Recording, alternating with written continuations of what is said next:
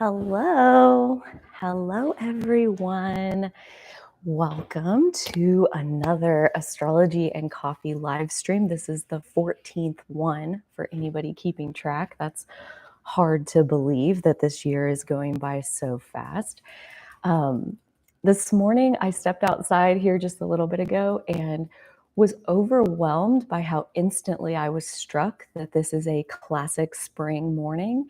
And it's like birds chirping, sun shining, everything's green. Like it's like classic spring morning. And when I say that, I'll bet when I say classic spring morning, you have your own almost visceral experience of what that actually means. And that's such an easy way to explain that, like, spring is an archetype. Spring is a set of characteristics, and archetypes are really helpful for communication and helping us to categorize patterns and make sense of things and all of that. And if you know where I'm going with this, astrology is full of archetypes that, you know, I've definitely run into people since I've started studying astrology who may not believe, or they may just be skeptical overall that like a bunch of planets out in space is doing anything to control what's happening here on Earth. And I don't know if I would go so far as to say the planets control what happens here on Earth, but those of us that are studying astrology, I think, can attest to the divine timing of how the archetypes are brought before us. So, like at the time of the Libra full moon, we study Libra. We think about full moons. We think about the moon. We tune into that energy if you're paying attention and following along with what the planets and everything is doing. And so the timing of contemplating each and every single archetype is really the pleasure, I think, of studying astrology. And as I've done these weekly sessions for 14 weeks now, it seems to be the pattern that, like, no matter what I talk about week to week to week, it's like the exact archetypal contemplation that I need for like where I am at that moment. Oh, thank you. She says, or she, I always say she when someone expresses love, because I don't know why, that's my own conditioning. And that's another great segue into this conversation that we are going to have during this time in this live stream is very much based around the idea of conditioning. And if you're familiar with human design, conditioning is kind of at the heart of what human design really gets at. But even if you're not, the basic concept is there's who we were born to be, and then there's who we were taught to be, either explicitly, someone said to us, you should do this, or implicitly taught, like, for example, the child of an alcoholic is implicitly taught to be small and invisible and stay out of the way and meet your own needs and don't rely on other people and yada, yada, yada. Like, we learn a lot from our environment in those early days. First 7 years, especially that first 7-year cycle, that we're imprinted with who the world expects us to be. And so the rest of our life, I think, is about unraveling, okay, this thread is really who I am. Great, I'm going to keep that one. This thread is a tape, a program that I picked up because my dad had a thing that yada, yada, yada, and he told me all the time to blah, blah, blah, blah. That's not me. That's definitely something that I picked up along my path. So I'm going to set that down, and I'm just not going to worry about it anymore. And I'm going to purify my collection of threads within my identity more and more and more towards who am I really? Who was I born to be? And the Aries new moon that was this last Friday on April 1st of 2022, I think personally, like these energy pockets of like the new moon and the full moon, like I don't think it's limited to just one day. I think those energies can take a minute sometimes to like really unfold. Like when you think of a flower blooming, like yes, it starts to bloom, it like pops open a little bit on day one, but like as the days go on, it like opens and opens and opens and opens. So I've had like an opening this last week of last Friday. I shared that I got this vision of like I want to shave my head, and I feel like this really like stark contrast of like I'm ready for this change. I'm ready to close this chapter and move to this next chapter. And this whole week, it's like that basic message has been showing itself in lots of different areas. And now, as we come up to the Libra full moon, which is next week, the new moon and the full moon are always about 2 weeks apart. We get to see like basically our dynamics in relationships. And it's such a beautiful process to watch like the new moon and the full moon. Like the new moon gives us this seed of wisdom of who are we becoming in this next unfolding. And then the full moon follows up right behind it with they're always happening in sister signs. So like the new moon in Aries is right across from the full moon in Libra. And it's like the full moon comes along to illuminate like everything that is either good and supporting like what the new moon showed us. And we were like, oh yeah, great. That's wonderful. I want to keep that. That's terrific, guys. I'm keeping that one. Or it's showing us kind of consequences type manifestations of the patterns that we have in our life. And so we're going to talk about this. These are like following the archetypes I have found to be so incredibly helpful in terms of like studying my own energy and finding like better clarity within the craziness of all of the different facets inside of ourselves. It's easy to feel overwhelmed by where you want to go and where you are right now and all the things that you think are in your way and the conditioning and the authenticity, and like it can be so overwhelming. And studying the archetypes in this way where like, you know, we just look at one at a time, and each week we just look at a couple at a time, and it's like those line up with where I am and where my consciousness is unfolding. And so yeah, I'm just very grateful to be doing these sessions, and I love that you guys show up and want to listen. So yeah, all very wonderful. This one we are going to talk about the Mercury entering Taurus and the full moon in Libra. So this I instantly thought was like really interesting. I didn't plan this, but as soon as I wrote them both out, I'm like, they're both ruled by Venus. How interesting. So the kind of the key point, the key theme of this week will be very Venusian, which is also interesting because last week was basically the whole 2.5 hours was Venus in Pisces. So yeah, that kind of covered us on Venus. So we're not going to spend a whole lot of time on Venus here today, other than to talk about like Venus represents how we find equilibrium. So Venus is the ruler of Taurus, represents the equilibrium within ourselves and our own energy and well-being inside of ourselves. And Venus ruling Libra represents us finding equilibrium with others through relationships, dynamics, and those kinds of things. So equilibrium. And basically another word for that is peace, being at peace, being in harmony, being in balance. All of these words are vibrationally very similar. And that's what Venus represents. So as we talk about Mercury and Taurus, we talk about the full moon in Libra, your inner peace, your sense of calm and well-being in the world is really the top priority through this entire conversation. And we talked a lot last week about, because with Pisces, we get into the victim mentality and the martyr side of Pisces and those lower frequencies. It's you know, and Venus being the god of love, where it's all about relationships. The basis of relationships is the relationship that we have with ourselves. And when we are able to find a deeper level of inner peace and well-being, our life reflects that back to us.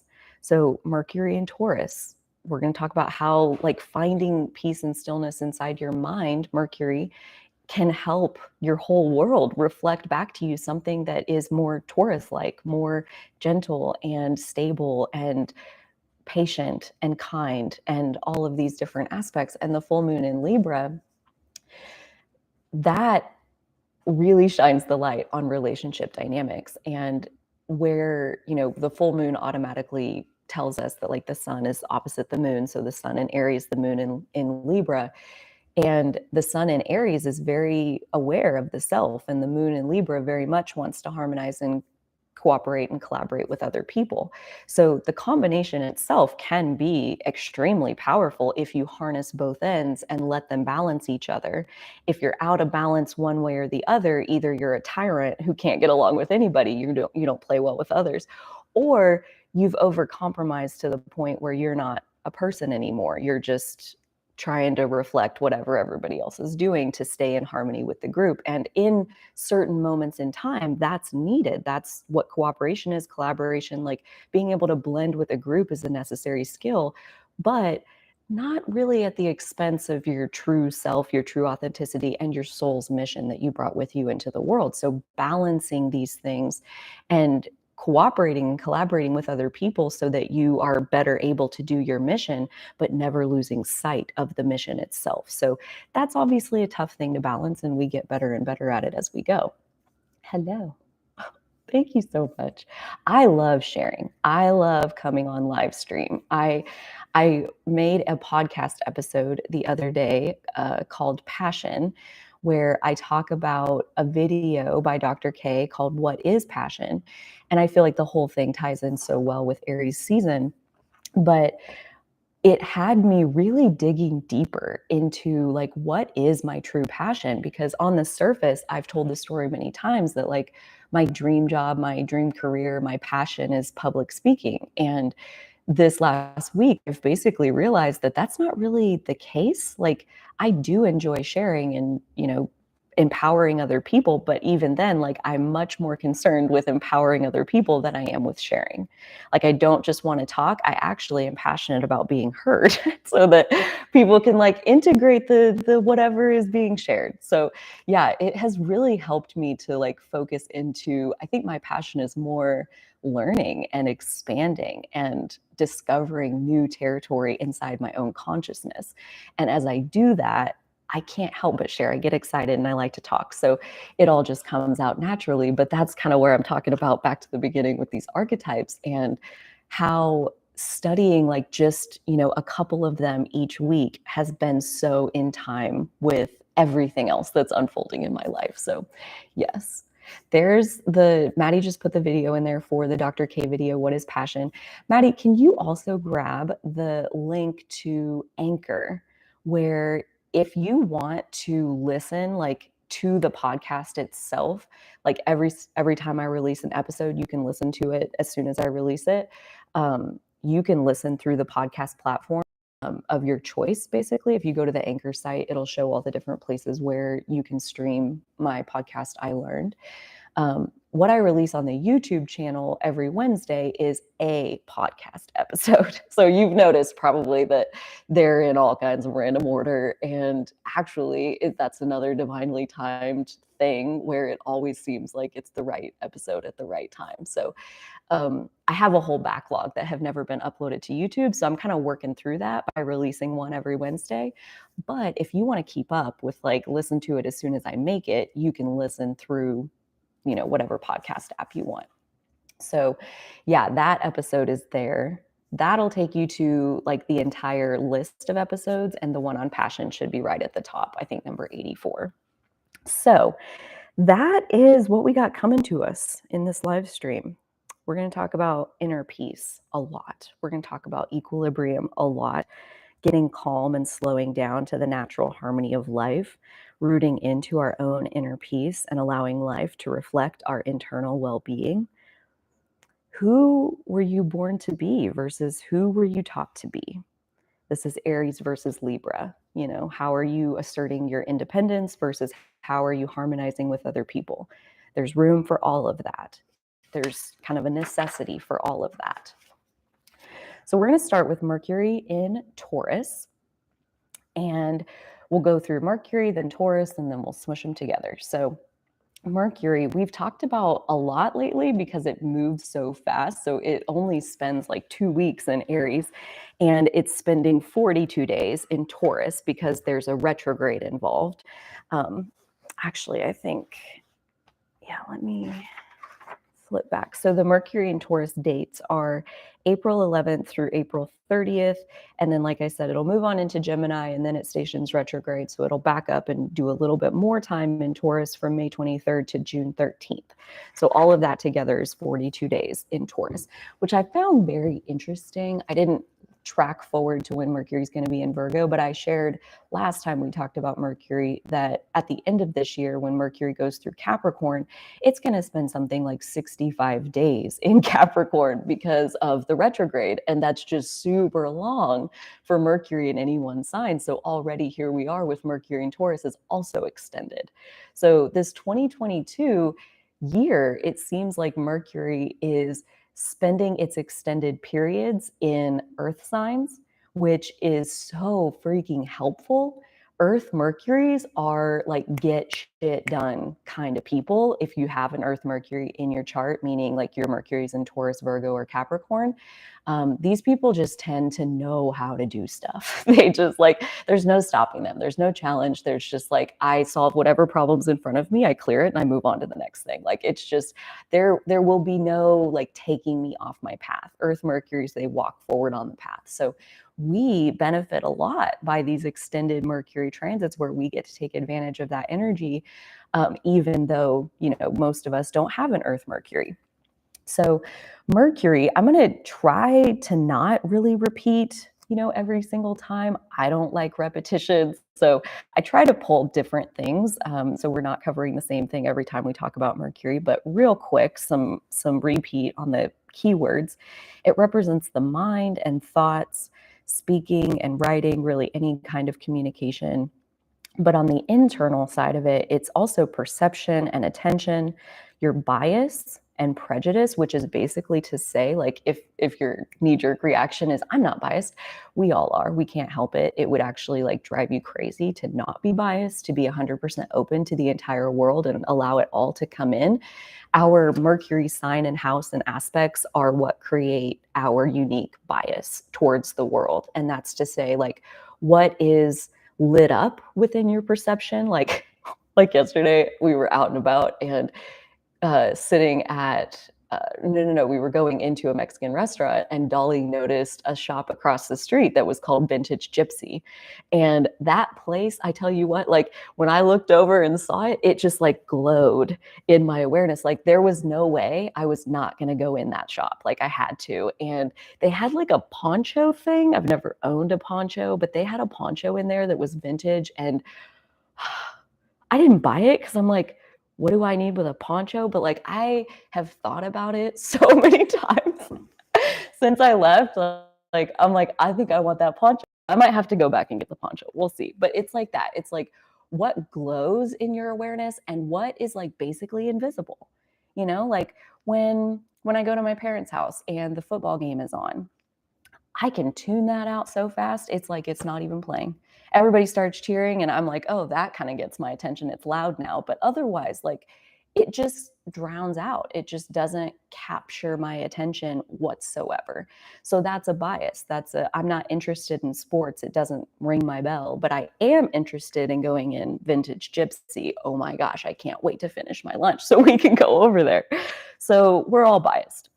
It also represents how we listen, what we're naturally curious about. It also represents our daily routine and logistics of how we move through our day, and change and improvement. So Mercury rules Gemini and Virgo. Gemini's the masculine face, Virgo's the feminine face. Gemini is associated with the third house, and Virgo's in the sixth house. So those are both mutable signs. Mutable signs are the end of their season, where technically they are their season, but they are also preparing and handing over to the next season.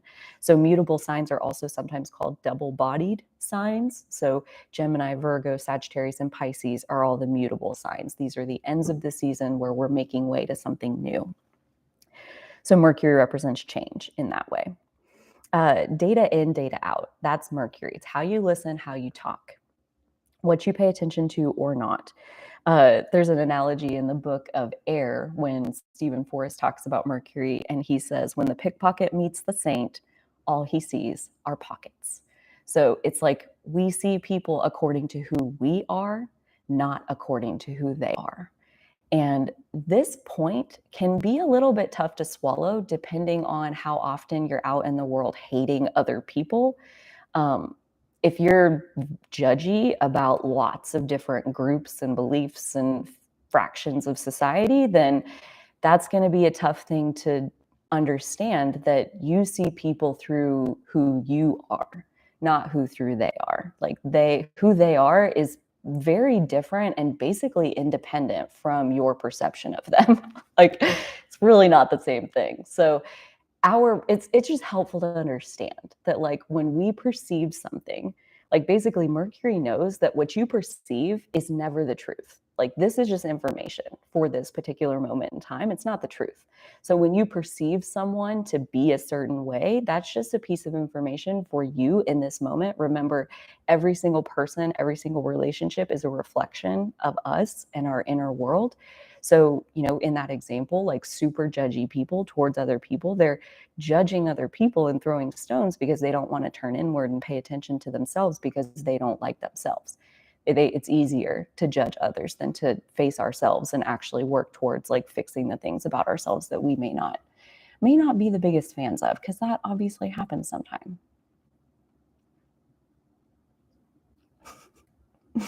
That's exactly what it is. Yeah. Yeah.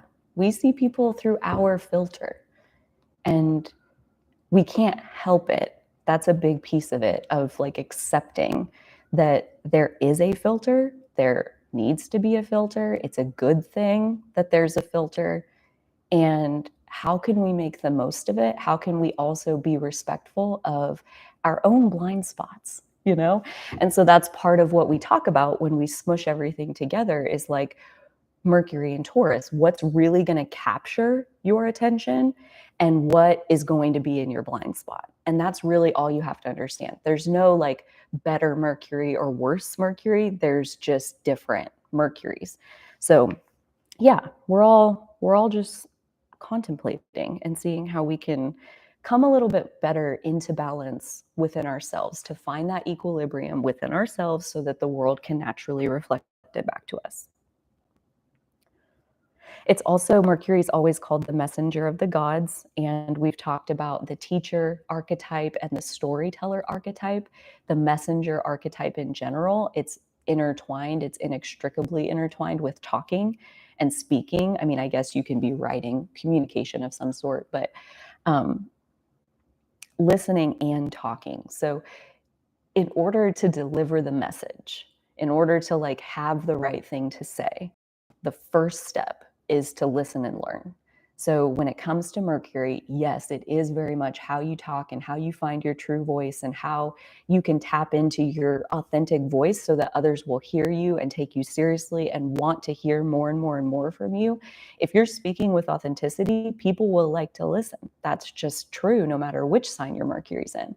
And when people don't want to listen, you're not using your authentic voice. You're rubbing them the wrong way with your fakeness, basically. And I'm right there, known it my whole life that, like, yeah, you can't pretend to be something that you're not. So listening, though, is the first step. Again, if people don't like what you're saying, chances are you've not understood the situation. You're not commenting to the heart of what they're understanding about the situation. So if they don't like what you're saying, that's a reflection of you haven't learned enough to be speaking to them yet.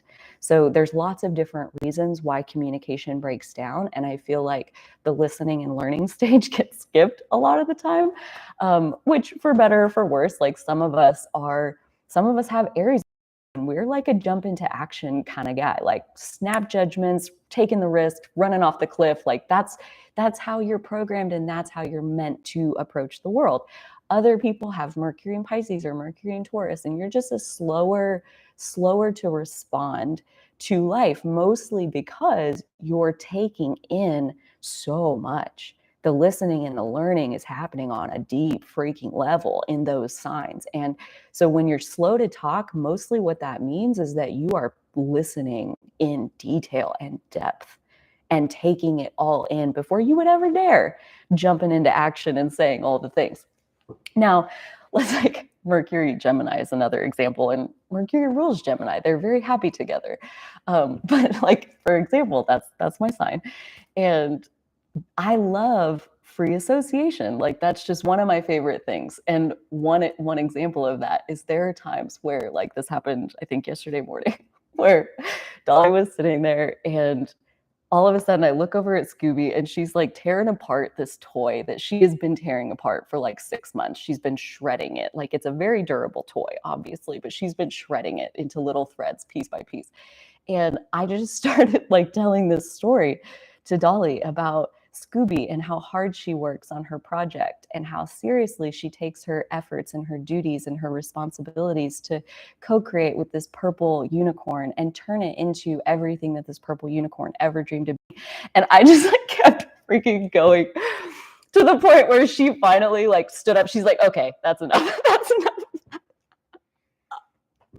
And I was like, you know me so well, because I would have gone. I would have gone until she made me quit. And I was like, just seeing how long will she let me just sit here and like tell this story about Scooby and her work and how seriously she takes it. And she's so proud of her efforts and all of these things. So yeah, that was Gemini Mercury. Like, you're meant to free associate. You're meant to not get too tied into thinking you know what's what.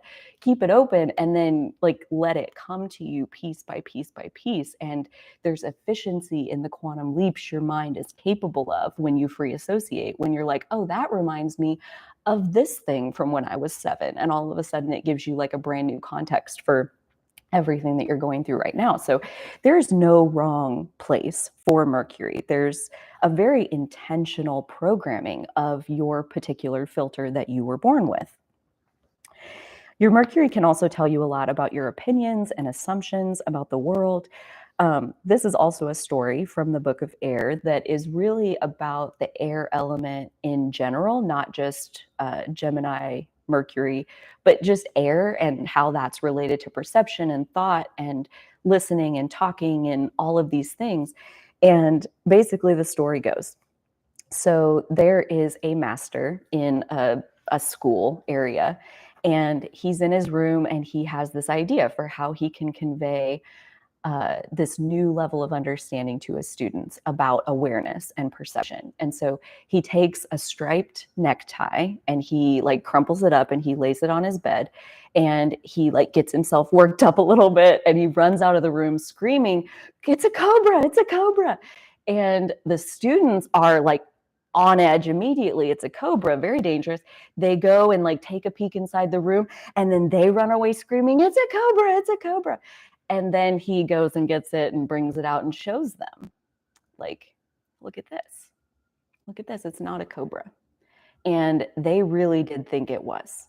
And basically, the moral of the story that Stephen Forrest gives you is that it's actually possible to be operating on bad information and to slip and die on a real banana peel while running from cobras that are actually neckties. So this is where, again, there's no right or wrong Mercury. It's not wrong to have a bias, but you do need to be aware of your bias and that you are more likely to take in this information than this information. So it's more a relationship with yourself, like how fair and balanced do you want to be is kind of how much effort should you put into being aware of your biases.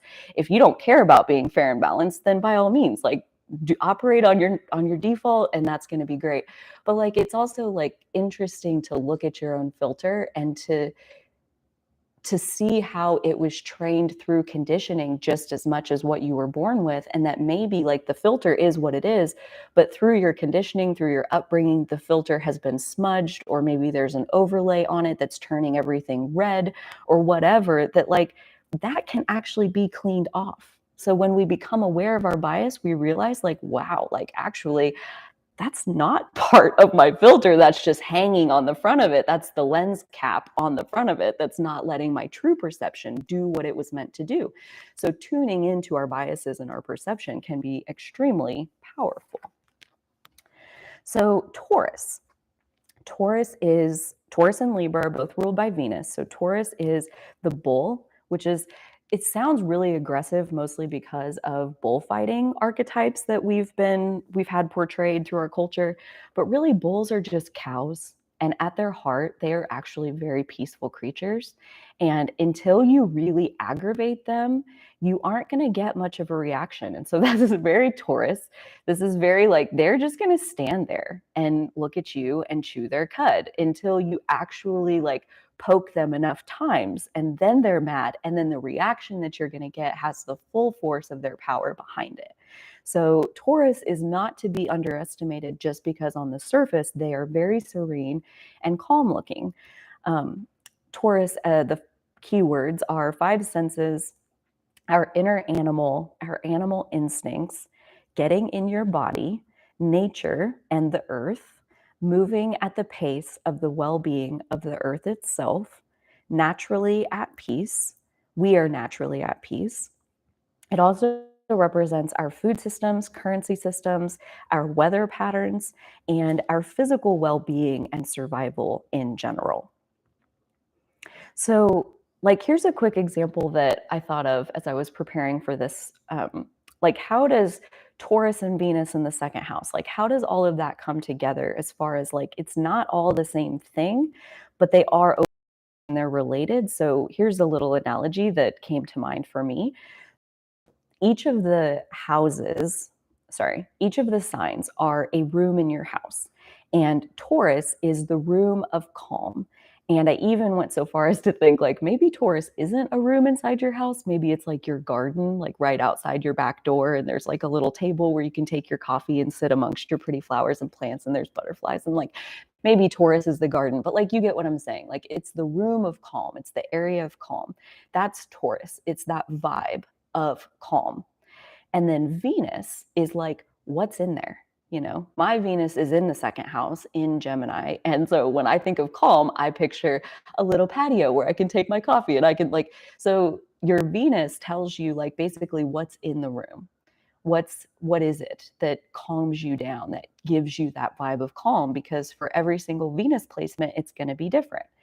And the second house is the it's the like outcome of when you go in your room of calm and you interact with your Venus, do you feel secure or do you feel insecure? And like, are you content that you are surviving and that that's not in jeopardy, or are you worried about your survival? And that's the second house. And in today's modern age, like often we're not worried about starving or, you know, like predators like busting in on us while we're trying to sleep or whatever. Like that's, we've evolved beyond those kinds of survival based fears. And yet there are all kinds of ways that we can feel like we're not going to survive. And it's more a reflection of like, we're worried about being outcast from society.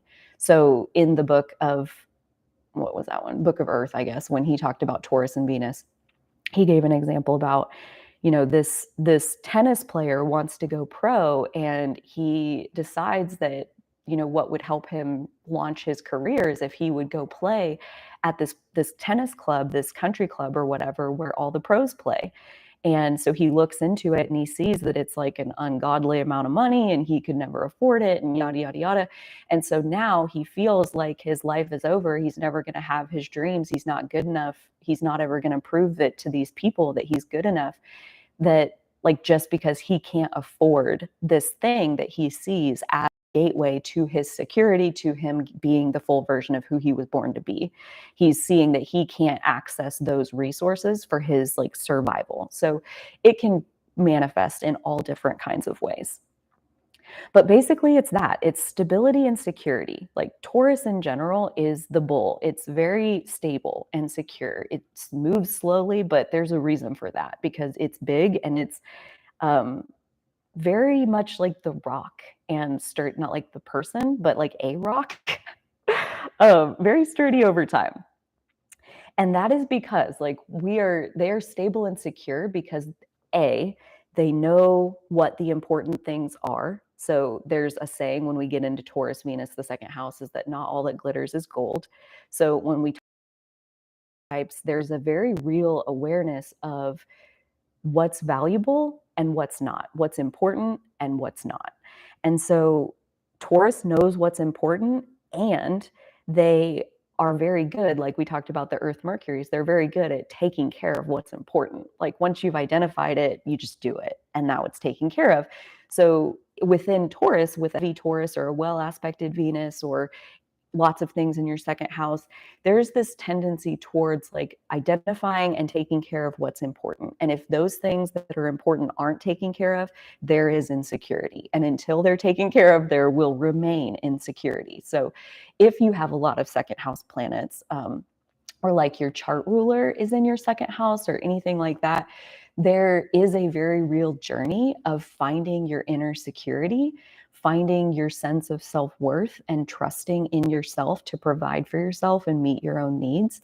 So also, once we've found stability and that state gives way to inner peace. That's like born of a strong sense of security. We can find our way towards inner peace. So that's kind of getting into the higher frequencies of Taurus. Inner silence, just being at peace. Like there's nothing to do, there's nothing to say, there's nothing to ask for or reach for. You are 100% content.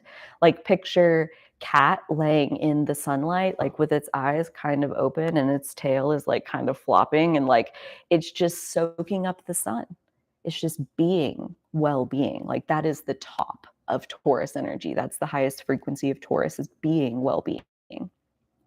Taurus is also very independent. It's a provider energy, again, because there's this focus, there's this bias towards what's important and taking care of what's important. There's no like, oh, I'll do that tomorrow, or oh, I don't need, like maybe I don't need to do that. No. It's a very serious, like what's important, make sure it's taken care of. And now we feel stable and secure so we can reach inner peace. Cause like really that's where Taurus wants to be. That's why they stay in their comfort zone, because heavy Taurus energy is craving inner peace. And so things that help you to just sigh and like let it all go. Like when you hear your favorite song come on that just feels like it's like petting your soul and you just kind of melt into it, or you look at something that's really beautiful, or there's any of your five senses can do that to you. Like have you ever taken a bite of your favorite food, like the very first bite after you haven't had it in a while, and you just go, oh, like that sigh is releasing tense energy. Exposing yourself to beauty through any of your five senses releases that tense energy and basically is like letting your cork float, letting you get back to a place where you feel inner peace.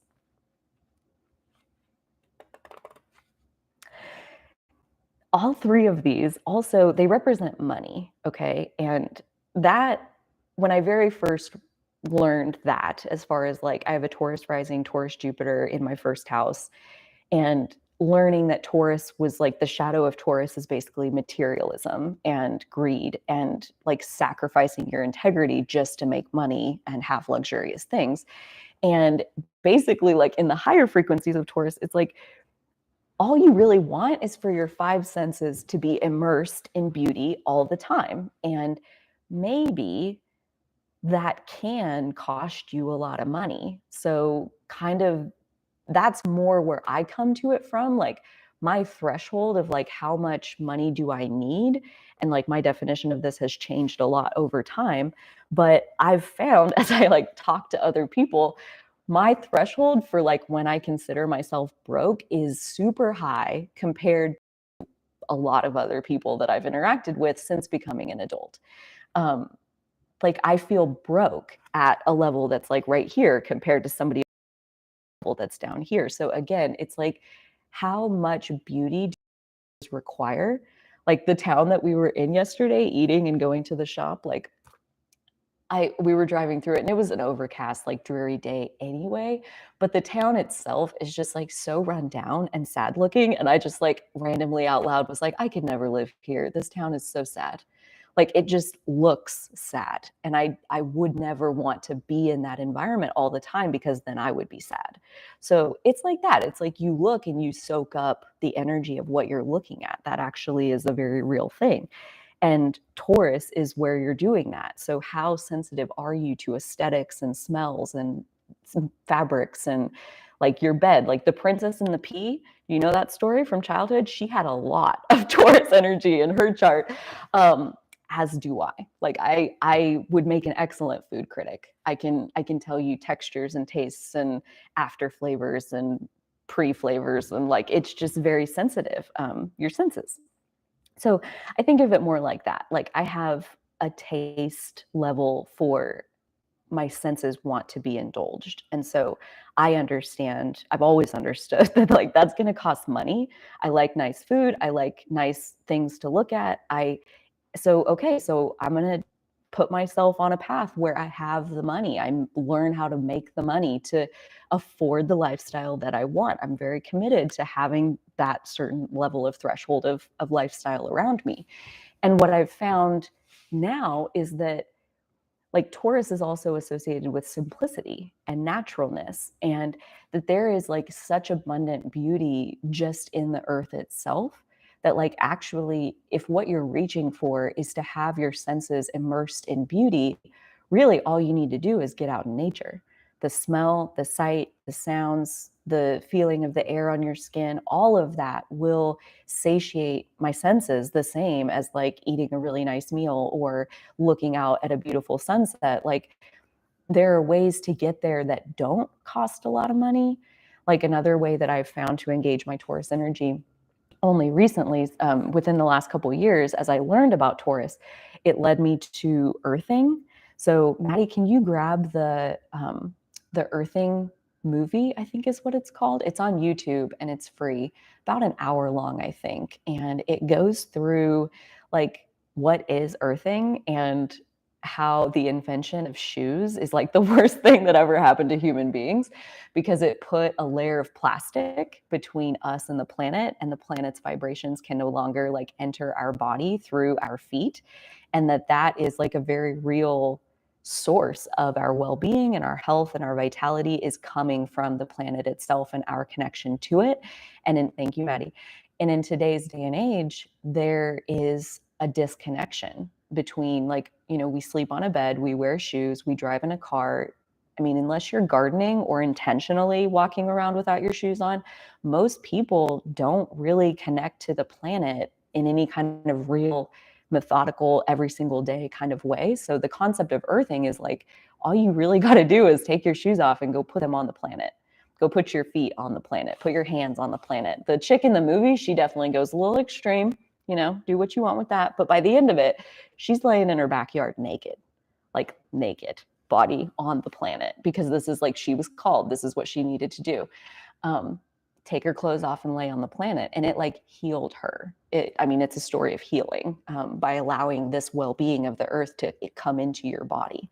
So nature is a great way to indulge your five senses, same as paying a lot of money for things, because that's definitely getting into the shadow side, is an over-fixation on money to be able to afford the lifestyle. And again, it's when that gets out of balance and you start sacrificing your integrity and your values because you've overblown the importance of money and material things.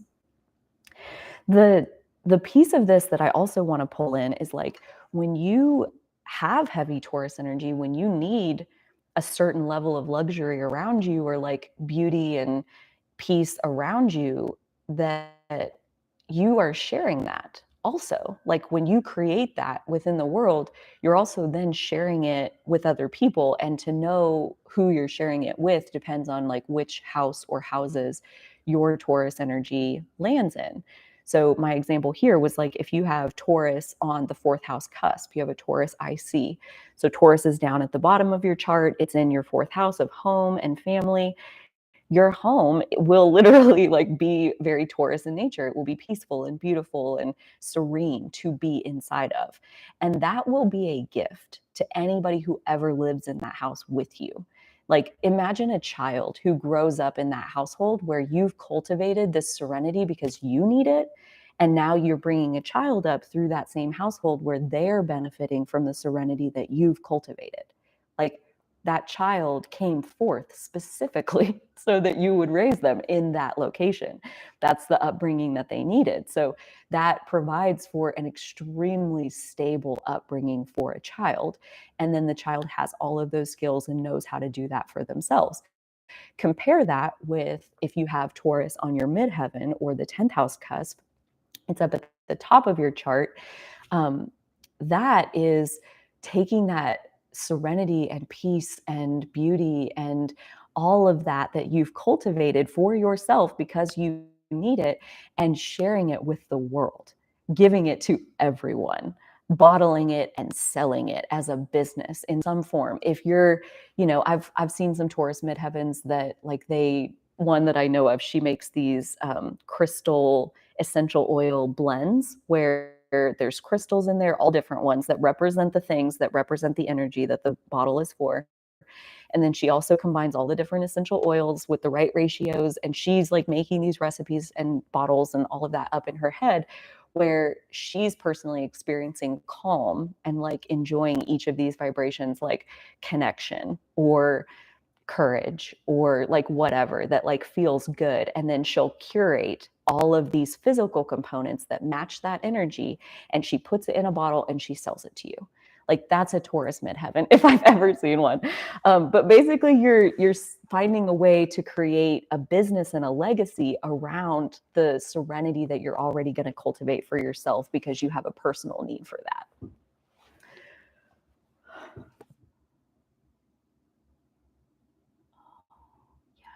Definitely check out the Earthing movie. I feel like Earthing brought my Taurus out of me. Like if you are having issues like connecting to this simplicity, this like being in your body, just being well-being, there's nothing in your head whatsoever. You're just well-being itself embodied. I'm like, wait, what? I don't get it. Like I was basically making it way too complicated and trying to like really figure out Taurus energy. And really, there's almost an element of surrender inside of Taurus because that well-being is dominant. It's like coming out of the planet like in waves. And all you have to do is soak it up.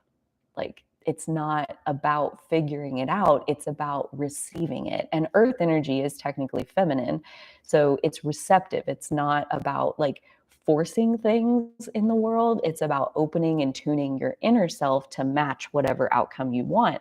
And when you soak up like the earth's well-being, like directly through your feet or hands or whatever body part you got on the earth, there's a tuning of your own inner world. And it really did. Like I got plants for indoor house plants and I like haven't killed them all. I killed a couple, not very many though. And I just like needed plants. I needed them inside my house. Like there's just no other way to put it. And I feel like meditation has kind of come forth as a result of that, like just slowing down in general and practicing presence and just focusing on your breath and letting your breath be so entertaining that you forget that anything else even exists. Simple. And simple is hard for some people. But yeah, that earthing movie and actually doing it, actually practicing it, like just even try it for 5 minutes, 7 days in a row and see if you don't feel different. It's, I don't know, hard to explain. Hard to explain without feeling it for yourself. So when we put Mercury in Taurus, 42 days total, 2 different stints, April 11th through the 30th and May 23rd through June 13th. This is a great time to expose yourself to nature and natural people because basically when Mercury gets into Taurus, especially coming off of Aries, there is a slow down in your mind that depending on who you are and what your lifestyle is like, that can either feel really freaking good because when you slow down, well-being naturally comes to you, or it can be extremely frustrating if you are trying to still subject yourself to fast thinking, fast decision making, facing lots of changes, lots of decisions in a short amount of time. Like that's going to be really frustrating and really like overwhelming and feel like I'm out of control. I don't know what to do, blah, blah, blah, blah, blah, because Mercury in Taurus takes its time.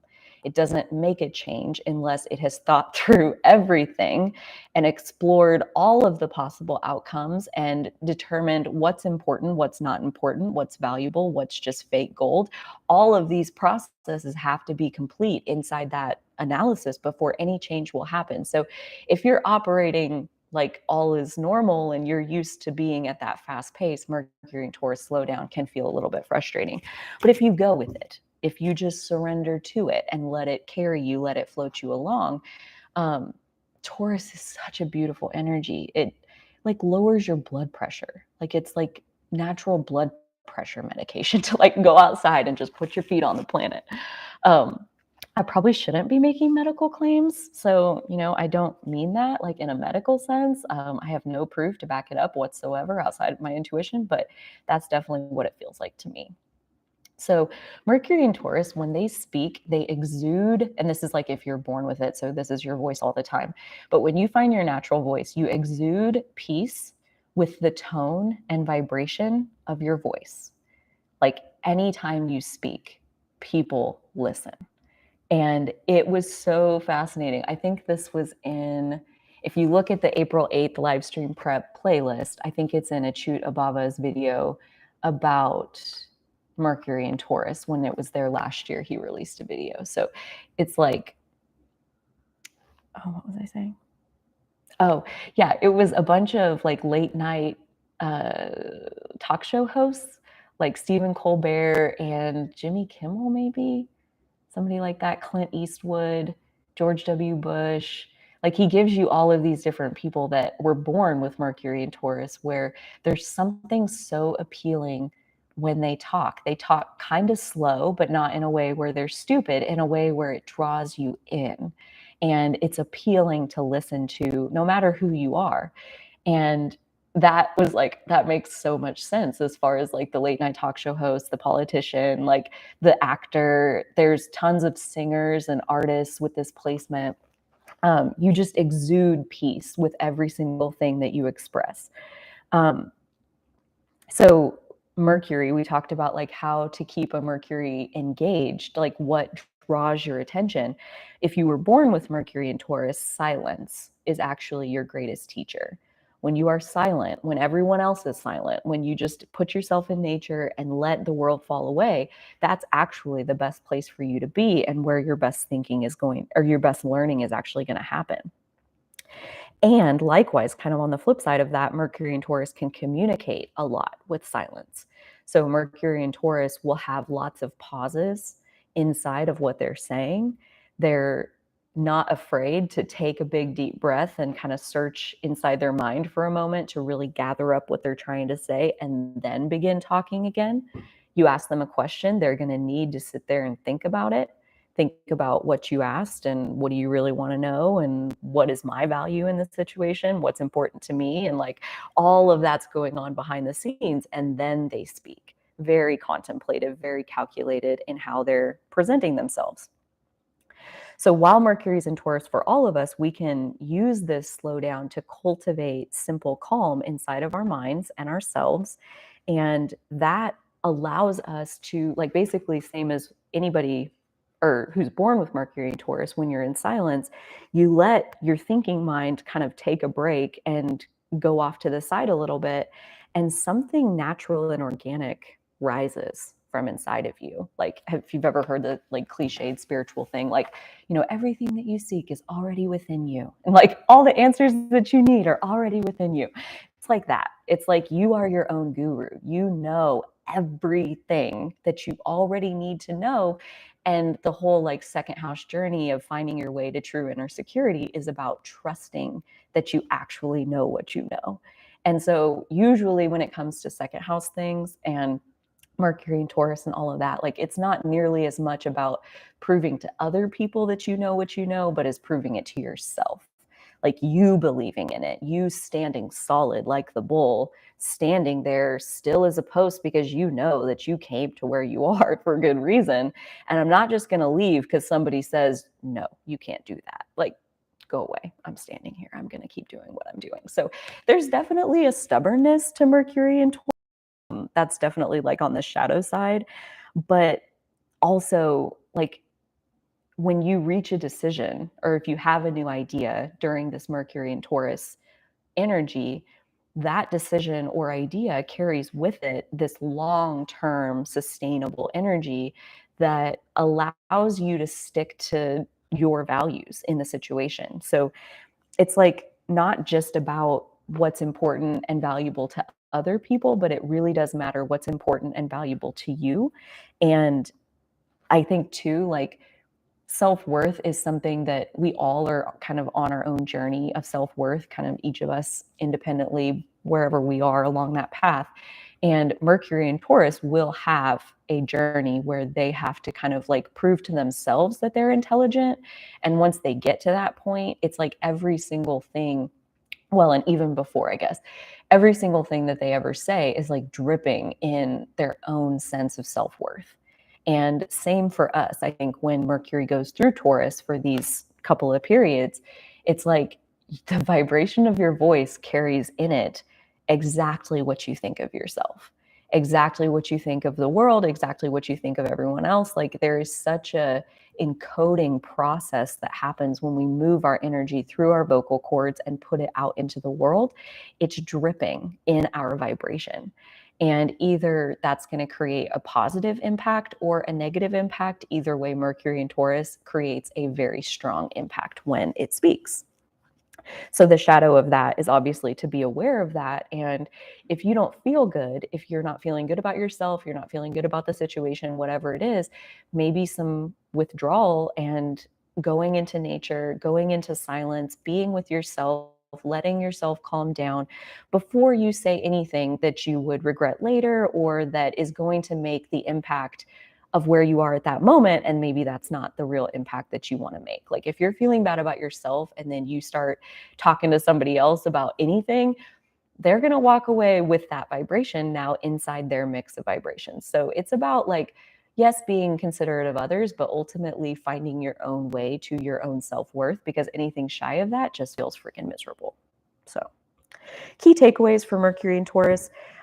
This is like a placement associated with art and really unconventional art, like really original, organic, like you get a random idea because you saw this tree doing this thing. Like it's very much like inborn in your own form. Also very simple. This is very simple energy. So again, if you can surrender to that, it can really simplify lots of different situations in your life. Like Mercury in Taurus does not see things in complexities. It sees the heart or the essence of the matter and operates from that alone. And so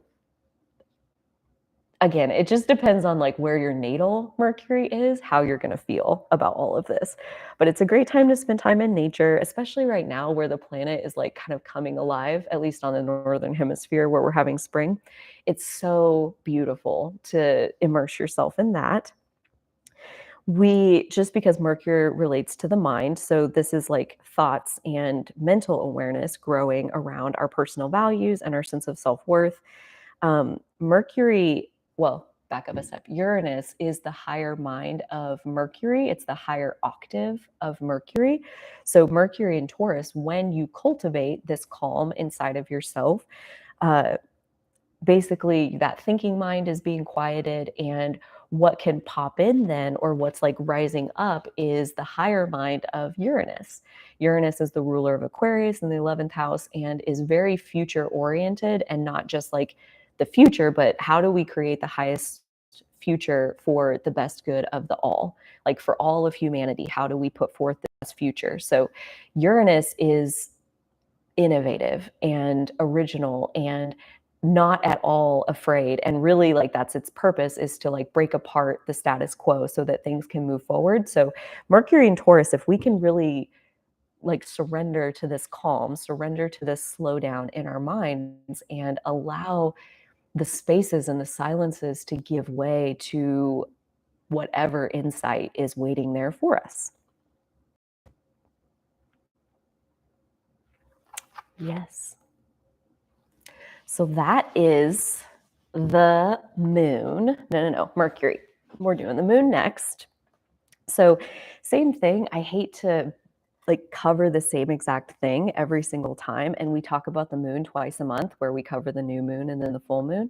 So I love that I've gotten to this place in my astrology study where I am no longer satisfied with like this surface level version of like what the moon represents and the symbolism and all of that you can like find through blog posts and articles and YouTube videos and like books like the Book of Water, where he goes through all of the archetypes associated with water. So Cancer, Scorpio, Pisces, the rulers of all of those, the houses of all of those. So there's maybe like 30 or 40 minutes worth of content in the audiobook around the moon. But I'm so excited. It's coming on Tuesday. I ordered The Book of the Moon by Stephen Forrest. And this is an entire book to dive deep into what the moon represents. So I'm so excited for that. That'll be the new moon in Taurus is where we'll talk about, I'll have read some of the Book of the Moon at that point. So I'm super excited to see, like, I want to go deeper. I've already learned this part. I'm ready for what's coming next. So as far as this one, though, this will be a lot of a refresh as far as what we've covered before. So we'll move through this pretty quick. The moon is the ruler of Cancer and the fourth house. The moon is actually exalted in Taurus. Exalted means lifted on high, or like it really performs well in this sign. It gets along well with the sign and the ruler of the sign and all of that. So that means the moon gets along well with Venus. Some keywords for the moon: it represents our emotional comfort zone, feeling our feelings, our emotional filter, our energetic gas tank, the basis of our self-care, our mothering instincts towards ourselves and others, our experience of our own mother when we were small, and that can represent whoever was our primary caregiver. I realized I picked this up a second ago and then I didn't even drink it.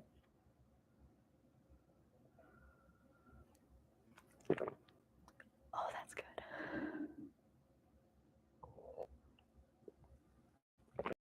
Okay.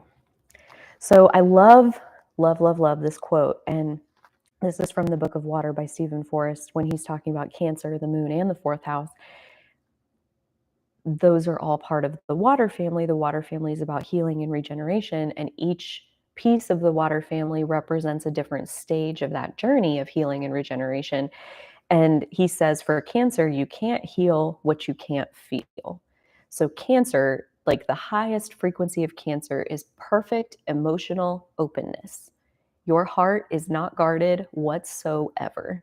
And I don't know about you, but personally, and most of the people I've met, that is like that's a tough place to reach, as far as like not being guarded, feeling like you are open and receptive of emotions of your own and everybody else around you, and like everything's all hunky dory. Like, I'll bet most of us bottle our emotions at least some of the time. To some, we're somewhere on that spectrum between fully letting our emotions flow and bottling the hell out of them and keeping the cork in tight. So, it's not right or wrong. There's obviously all the different moon signs represent kind of the various shades along that spectrum. From Cancer moons are probably the most likely to have their emotions flowing openly and freely. So there's like I feel bad saying this, but like Cancers are crybabies. And I mean that with all the love in the world, because crying, actually laughter and crying, is a transmutation of energy. So when you laugh and when you cry, you enter a world of transformation. So Cancer are crybabies. Okay, well, they're also a cardinal sign and they're responsible for creating new things on our planet. And how do they do that? They feel their feelings so that those feelings can be healed and transcended. So someone who's bottling their emotions, like, isn't really doing themselves many favors. And then there's kind of like this offshoot of the spectrum where you're not really bottling your feelings so much as you're detached from your feelings. You're viewing them in a much more objective way, from like a mental place, versus feeling the rush of the energetic sensations through your body. So there's lots of different ways, depending on where your moon sign is, kind of like your Mercury. it creates your filter for how do you relate to your own emotional energy. And if you have something like an Aquarius moon or a Gemini moon or something like that, an air moon in general, where you're more detached from your emotional experience, that was meant to be. That was exactly what needed to happen. That was exactly the programming that will serve you best on the mission that you brought with you. There is no such thing as like you're too cold or whatever, unless you think so. If you feel like your coldness is holding you back in life, then by all means, do some work around it and see if you can nudge some energy loose and maybe you're a little more open and that feels better. But somebody else telling you you're not doing it right, that's not a thing because we're all wired differently. Mm. Capricorn represents, so Capricorn is an earth sign, which is the comment I'm looking at says, as a lunar Capricorn, which means Capricorn moon, I know all about bottling up emotions. So, right, that is absolutely a bottling position because that is not detached from your emotions. You feel your emotions. Earth energy and water energy are both feminine or receptive to energy from the environment, from other people, all of that. And when I think Capricorn represents like this like point of emotional mastery. This point of yes, feeling the feelings, but not letting the feelings get in the way of what the vision is. Like tough love is a perfect example of a Capricorn moon, something that you guys are very good at is like, I'm going to set a boundary and then I'm going to say, if you come home after 11 p.m., you're late for curfew, then you don't get to go out for the next 3 weekends. And then your kid comes home, it's 11:30 and you're like, "Great, I'm glad you're home and, you can't go out for the next 3 weekends." And they have a meltdown and they hate you and they yell at you and all of these things and that freaking hurts. Obviously, I would imagine, I'm not a mother, but I would imagine it's not great to have somebody think you're the devil because you won't let them go out for the next 3 weekends, but they need to learn responsibility. So there's a bigger picture than just emotions. There's a reason why sometimes we shouldn't just cave into our emotions. We should understand and be aware of our emotions, but there are times when expressing them is counterproductive to the vision that we're trying to create, which is what Capricorn represents. It's our legacy, it's our great work, it's the epitome of like what is the mountain you're trying to climb. And if you're a parent trying to raise a self-sufficient, respectful, independent, good at taking care of themselves person, then there has to be a learning of independence and a learning of limits and a learning of consequences and a learning of, cause and effect and all of these different lessons that as a parent you want to pass on to your child. So even though you may do something that's really have a meltdown, the Cancer moon is going to be a lot more likely to cave in and want to calm the child, want to calm the crying and the outburst and whatever else, versus the Capricorn moon may see past the tantrum and will see this is for your highest good. This is what we need to do. Yes, it's hard. It's absolutely very painful, but it's for the highest good. So we will soldier on. So even though, from the outside, it may look like you're bottling your emotions more than other people, and you absolutely do, there's also a tolerance for emotion that is not present in most of the other signs, which, you know, like personally, I used to think that I don't have emotions. And I thought that because most of the time I was extremely stoic. And like I also only went to work and then went home. So I didn't have a social life. So the only place I was going was work. And I'm a Capricorn midheaven. So I'm stoic. And that was what I thought. And I thought I didn't have emotions. And turns out I have, something of a poker face. Sometimes, not so much. Sometimes exactly how I feel is written all over my face. And other times I can compartmentalize my feelings and I can get the job done. It really just depends on the situation. But if you have heavy Capricorn energy, your focus will always be on getting the job done. And the emotions, again, it's just information. It's information about what's going on in this present moment. And then the more dominant factor is that vision of like, what am I actually trying to create? What is the bigger picture of my life here? Not just this moment. This is just one blip in time. Like Capricorn is extremely oriented towards like the culmination of like, what do you want to be left behind when you're no longer here? How do you want to be remembered? What's your legacy? What physical structures do you leave behind? So emotions have their place, but they will not stand in the way of getting the job done. So again, if you programmed yourself with a Capricorn moon, you needed that, you intended to have that capacity to hold in your emotions and still get the job done. And likely, I've talked to several Capricorn moons who had really volatile parents, and I wonder if that's part of it also, because Capricorn moon, again, is very in control of their emotions, and their expression of emotion is typically strategic rather than authentic.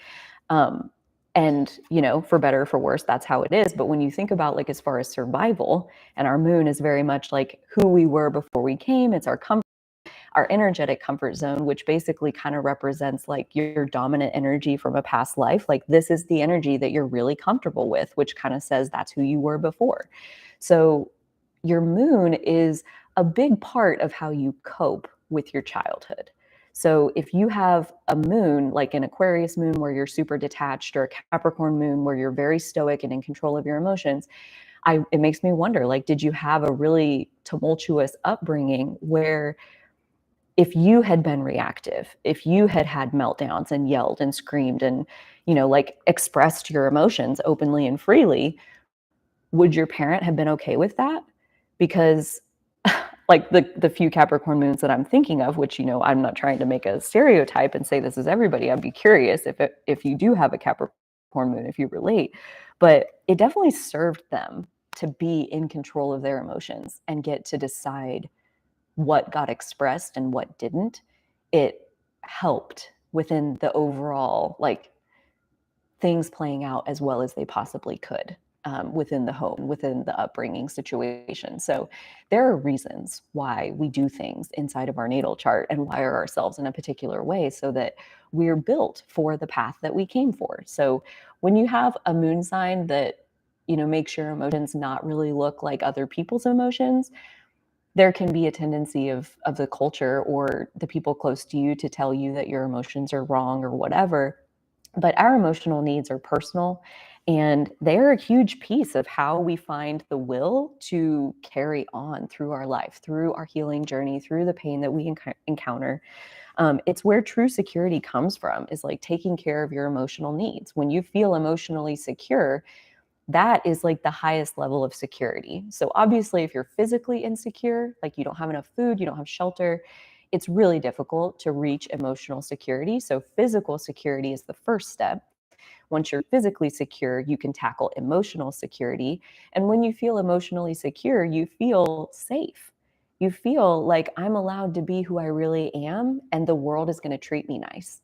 And again, I think there's not really a whole lot of people living in that place as their dominant place of operating in the world. I shared before my analogy for, like, the car is your rising sign, or your rising sign is your car. It's your vehicle of, like, how you go out into the world.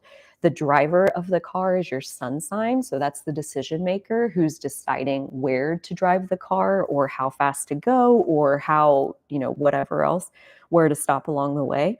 And then the gas tank in the car is your moon sign. So the main takeaway with this is that if you ignore your moon sign, like, you're like, oh no, I'm a this sun and a this rising, so that's the main thing of who I am. Like, yes, maybe, but like the moon is also the gas. So if you ignore the moon sign and you're not taking care of your emotional needs, there is a tendency to run out of gas and be stranded in the middle of nowhere, and then the driver can't go anywhere. The car is basically useless. It doesn't go. It's not worth anything if there's no gas. So even though that's just the gas, it's just the gas tank, it actually is a non-starter. If you're going to ignore the emotional needs, it will eventually take your car to the sidelines. So the full moon is just one of the lunar cycles. We have a lunar cycle every month. I think it's like 29 and a half days it takes the moon to do a whole full lap. The full moon is the brightest the moon ever gets because it's that opposition. So the sun and the moon are as far apart as they can possibly be in the sky. And that's when the moon is as far away from the sun's light, so it can be the brightest. So then the new moon is when it comes back around, and the moon is like basically not visible in the sky because it's being overshadowed by the sun's light, because the new moon is when they're sitting at exact the same spot in the sky. oppositions, we haven't talked about this during a full moon conversation, but I wanted to talk about oppositions in general because chances are you have an opposition somewhere in your natal chart. Most people do, some people don't. Um, Most people do. So oppositions are one of the hardest aspects. And all it means is that literally the things are opposite. So, like North and South Node is a natural opposition. The full moon, where the sun is in Aries at 26 degrees, the moon is in Libra at 26 degrees. They're exactly opposite. And what you have there is, imagine a game, a literal game of tug of rope. So you have this one pulling you this way, and you have this one pulling you this way. And here you are in the middle feeling like you're getting ripped apart, where no matter what I do, I'm mad at myself. No matter what I do, I have part of myself who feels like I shouldn't have done that. So like you got sun in Aries, you want to be independent and like pursue your goals and, accomplish your dreams and take care of yourself and all of these things. And then moon in Libra, you have like an emotional need to collaborate and cooperate and find harmony with other people.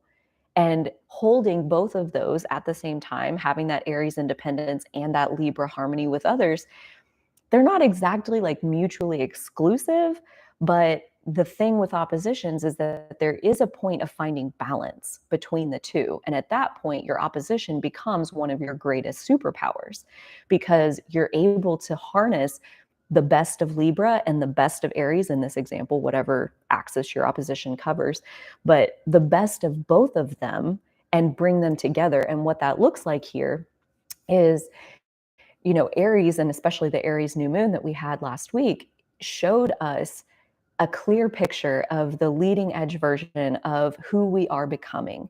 And now here we have the Libra full moon, the collaboration, the harmony with the outside world part coming in to show us like, what are our relationship dynamics? How do we relate to other people? Do we have a tendency to blow right past them and like dominate them and they don't have a say, we don't listen to them? Or are we on the flip side of that to where we're the ones getting steamrolled, and no matter what we want, if somebody says I should do something different, like I just want to find harmony with you. So I'm just going to, yep, okay, so you want roast for dinner? Okay, we'll have pot roast for dinner. Like it's a on the over exaggerated Libra side is an abandoning of yourself and your authenticity. So you can't just do one or the other. When you have an opposition, you have both of these energies and both of them want to be seen. So the full moon is an opposition, and there is a potential to either be beat up by a full moon and have more of a negative manifestation, or to let it show you how to harness the best of this one and the best of this one.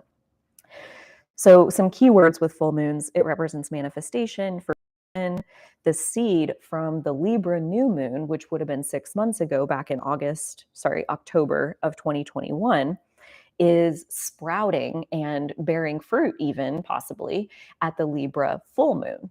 So that full moon then is going to take 6 months to play out, as far as like the things that we're made aware of during the Libra full moon. They'll take some time for us to unravel whatever that is that came up. And then we'll go again in October of 2022. We'll have a new moon in Libra, and that seed will come to fruition at the following full moon. So there are lots of full moon rituals out there, and I do some stuff. I don't have anything that's like set in stone every single time I do stuff, but there's a lot out there. And if you even look on YouTube or wherever for full moon rituals, you can find a lot of ideas.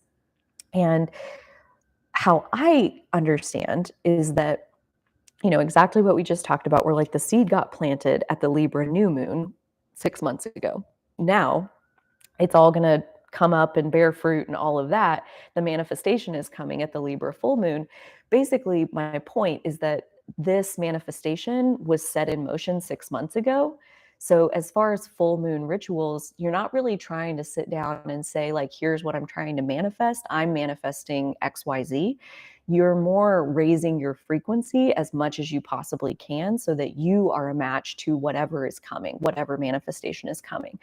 And so rather than thinking of full moon rituals and really dedicating yourself like on the day of the full moon, I would think, and this is kind of more the approach that I've taken, is I think more about psychic hygiene and how can I raise my frequency a little bit more every single day so that what I'm attracting matches a higher and higher and higher frequency. My outcome just gets better and better and better, limitless, wonderful.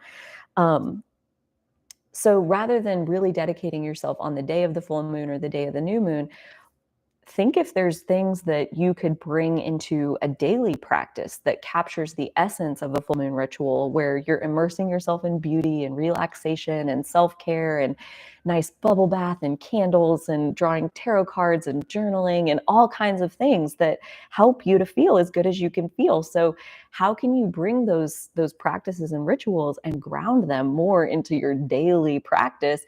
Maybe you do an expanded all out ritual on the full moon. I'm not saying you can't, but if you do it every single day, if you raise your frequency to a higher level every single day, your full moon manifestations, I would just think theoretically would get better and better and better. You would be of a higher and higher frequency the more you're working on your psychic hygiene versus just dedicating yourself 2 days a month. So Libra, this is another one that we haven't really talked about in these live streams. We haven't had a whole lot of action in Libra yet this year.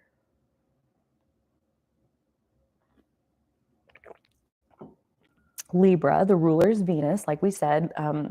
Libra is the masculine face of Venus. It's an air sign and is associated with the 7th house of partnerships. So Taurus is finding that equilibrium and harmony within ourselves, and Libra is finding that harmony with others or in our relationships and partnerships.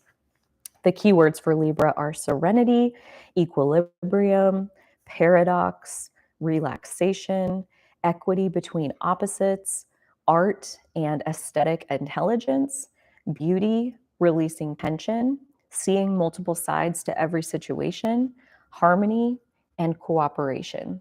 Libra is represented by the balance scales, and in the Book of Air, when he talks about Libra, Stephen Forrest starts by saying that basically you're in an old-timey market and there's like an old-timey set of balance scales where there's the mechanism in the middle, and then on either side there's the hanging platforms.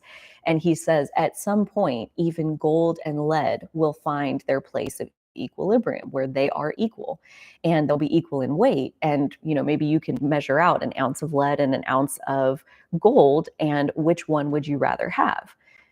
That's where Venus comes in. Like, everything has its equal, but we all have our preferences. We all have our own estimation of what's valuable and important to us.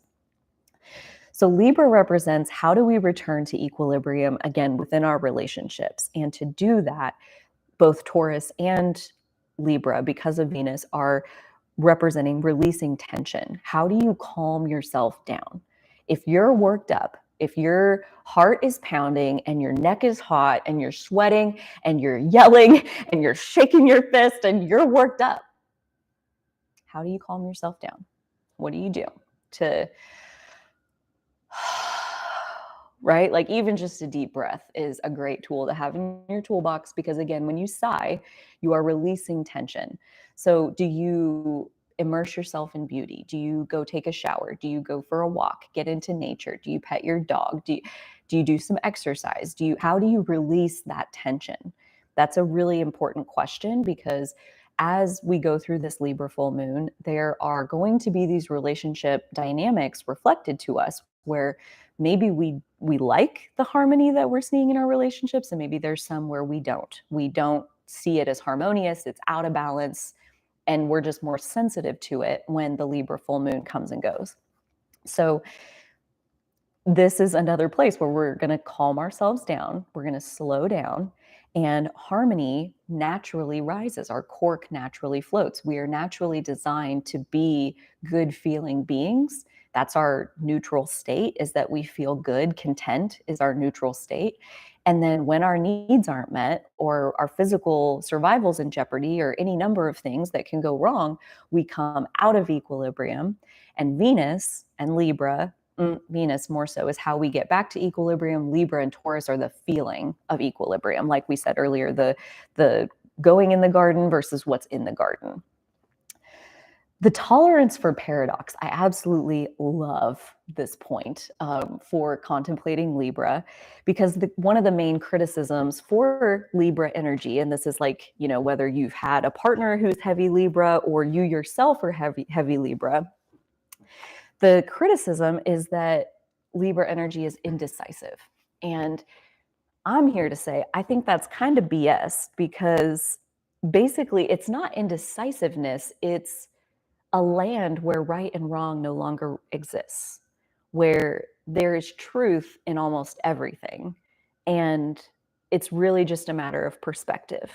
So it's like the mediator who is able to listen to this side say what happened and how they feel about it, and this side say what happened and how they feel about it, and they're telling two completely different stories about the same thing, and the mediator is able to say, I hear you, yes, you're right. I hear you, yes, you're right. But we're saying opposite things. How can you think we're both right? Because you are. You are both right. You walked in your shoes through this path, and this is your story. You walked in your shoes through this path, and this is your story.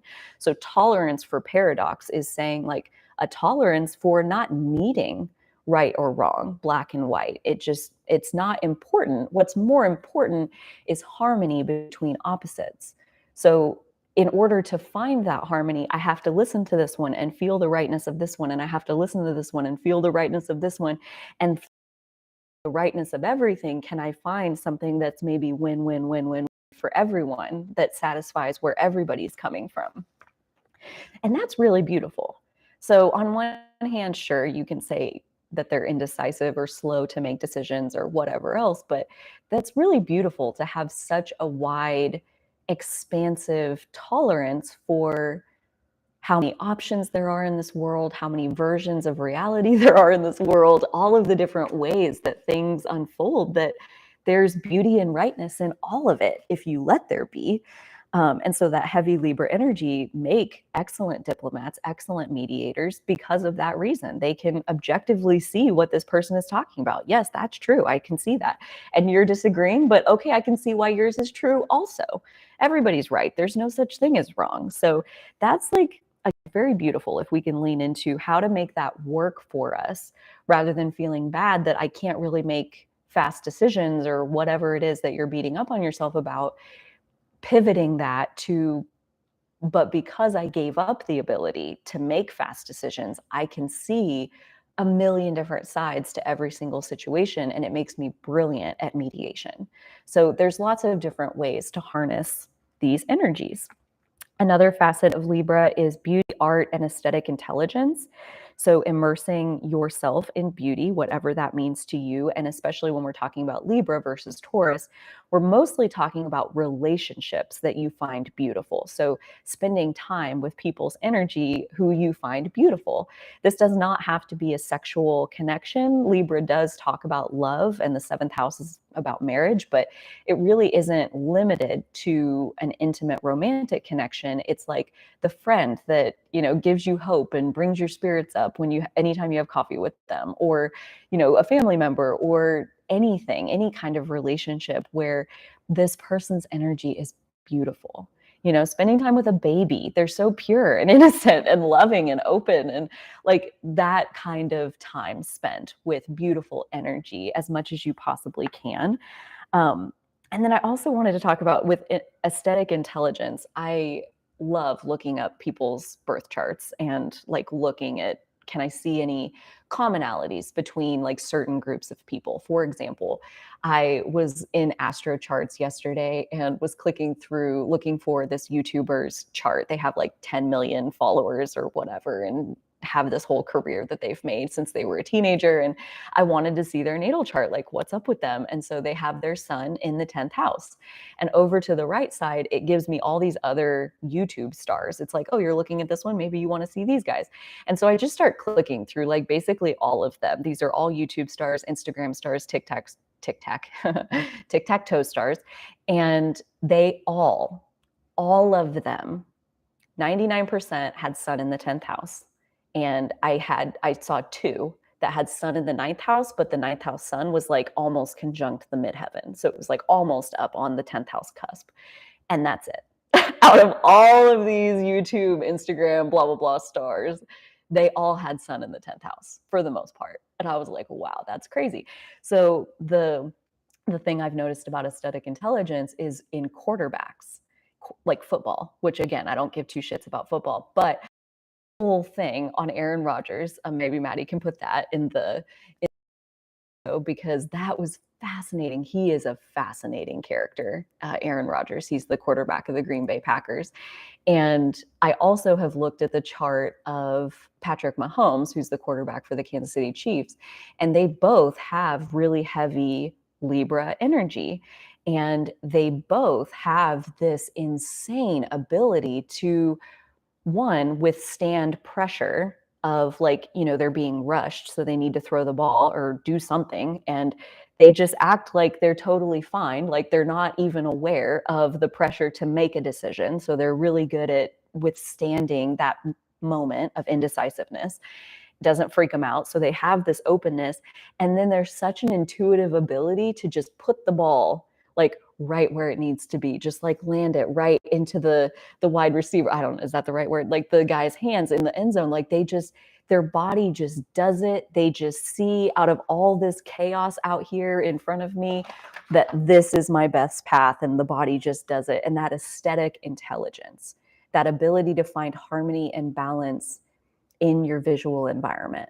So yes, you could think like interior decorator has good taste and that's what they're going to do with their aesthetic intelligence.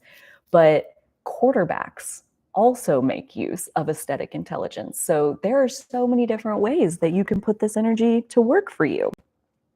We talked a little bit about this is love. This is like when you think about falling in love, like it's not a conscious process. It happens kind of to us. It kind of is just like involuntary. It is what it is. You love who you love. And kind of on the same front, but a little bit different, is finding people cute, like thinking of them as cute, which if you think of, he goes all into like cute is not the same thing as sexy. Those two things are like vibrationally different. But like cute, like, I love the face you make when you yawn. I love the sound of your sneeze. You're so freaking cute. Like those kinds of things where the person just is cute, is adorable, and you can't help but think of them that way. And the basically he says like follow the cuteness. The cuteness will lead the way, because basically what Libra is doing as you make harmony with other people, there is, if you're really like using the high frequency of what Libra is capable of, there's this openness to basically everyone and equal between opposites. Like there's not a judgment of like, no, I'm only going to work with gold, like you're lead. No, it's equal between opposites, equal for everybody, inclusive for everybody. So there's this openness. And then you can feel for yourself, like, where does your energy naturally harmonize? Like, where do you have to work really hard to harmonize with someone? And where are they just the cutest thing you've ever seen and you can't help but harmonize with them? And basically, that cuteness factor, that falling in love factor, is telling you who are you supposed to be paying attention to. And basically, that's like another way of our relationships are some of our greatest teachers. So the cuteness and the love is setting us up to pay attention to this particular person, because this particular person has something of a seed to plant inside of our consciousness, or a lesson to help us learn, or whatever the case may be. They have something to impart to us, and that if we pay attention through the cuteness, which when somebody's cute, you just can't not look at them. So that cuteness like draws you in long enough to receive whatever it is that you're receiving from that person. Dude, I grew up with 3 brothers, a dad, and a mom who all like loved football. My mom maybe not quite as much as the rest of them, but and she knows about it and she's like in the loop at least. And I just had no interest. And so I think some stuff absorbed through osmosis, like you can't help yourself. But yeah, I really have not had much of an appreciation for football until doing the Aaron Rodgers video. And he has like his concentrated energies are in the 6th, 7th, and 8th houses. And are in Libra, Scorpio, and Sagittarius. Like he's got almost all of his energy sitting right there on, and he's a Taurus rising. So like all of that is right on his descendant, basically, Libra, Scorpio, Sagittarius. And he's just like a fascinating character. So much depth, so much intelligence, so much ability to harmonize with other people. Like his team dynamics, like in the locker room or just in a team sport, period. Like team sports are ruled by Libra because they require cooperation. If you have a soccer team go out onto the field and they're all running around with like chickens with their heads cut off, like not successful. Like the reason football is successful, they're calling plays each time. Everybody knows the play. They know it's a whatever it is. And so that means I run this way. It's a this one. So that means I go this way. It's this one. So I fake this and do this. Like it's that shared system of cooperation that makes team sports possible. So to see heavy Libra energy manifest in athletes, I think is really interesting because yeah, like you're not going to get away from having to harmonize with other people if your job is to play a team sport. So the shadow side of Libra, we've touched on these, but you lose authenticity in favor of over harmonizing with others. And like, you know, harmonizing with others is great and is necessary. Over harmonizing is the key, where that's where it's tipping out of balance. And for each individual person, that over harmonizing is going to be a different threshold. Like if you have heavy Aries energy and no Libra whatsoever, you are not really meant to harmonize with other people. You're mostly meant to do your own thing, and other people will either catch up and keep up or not. And that's not really on you. If you have all Libra energy and no Aries energy, then really your path is intertwined through this field of all of these different people that you're going to harmonize with over time. And that every single one of them is going to have a different cuteness factor, is going to have a different level of information to teach you. But your path really does require other people. And so that's where that heavy Libra energy can come into it.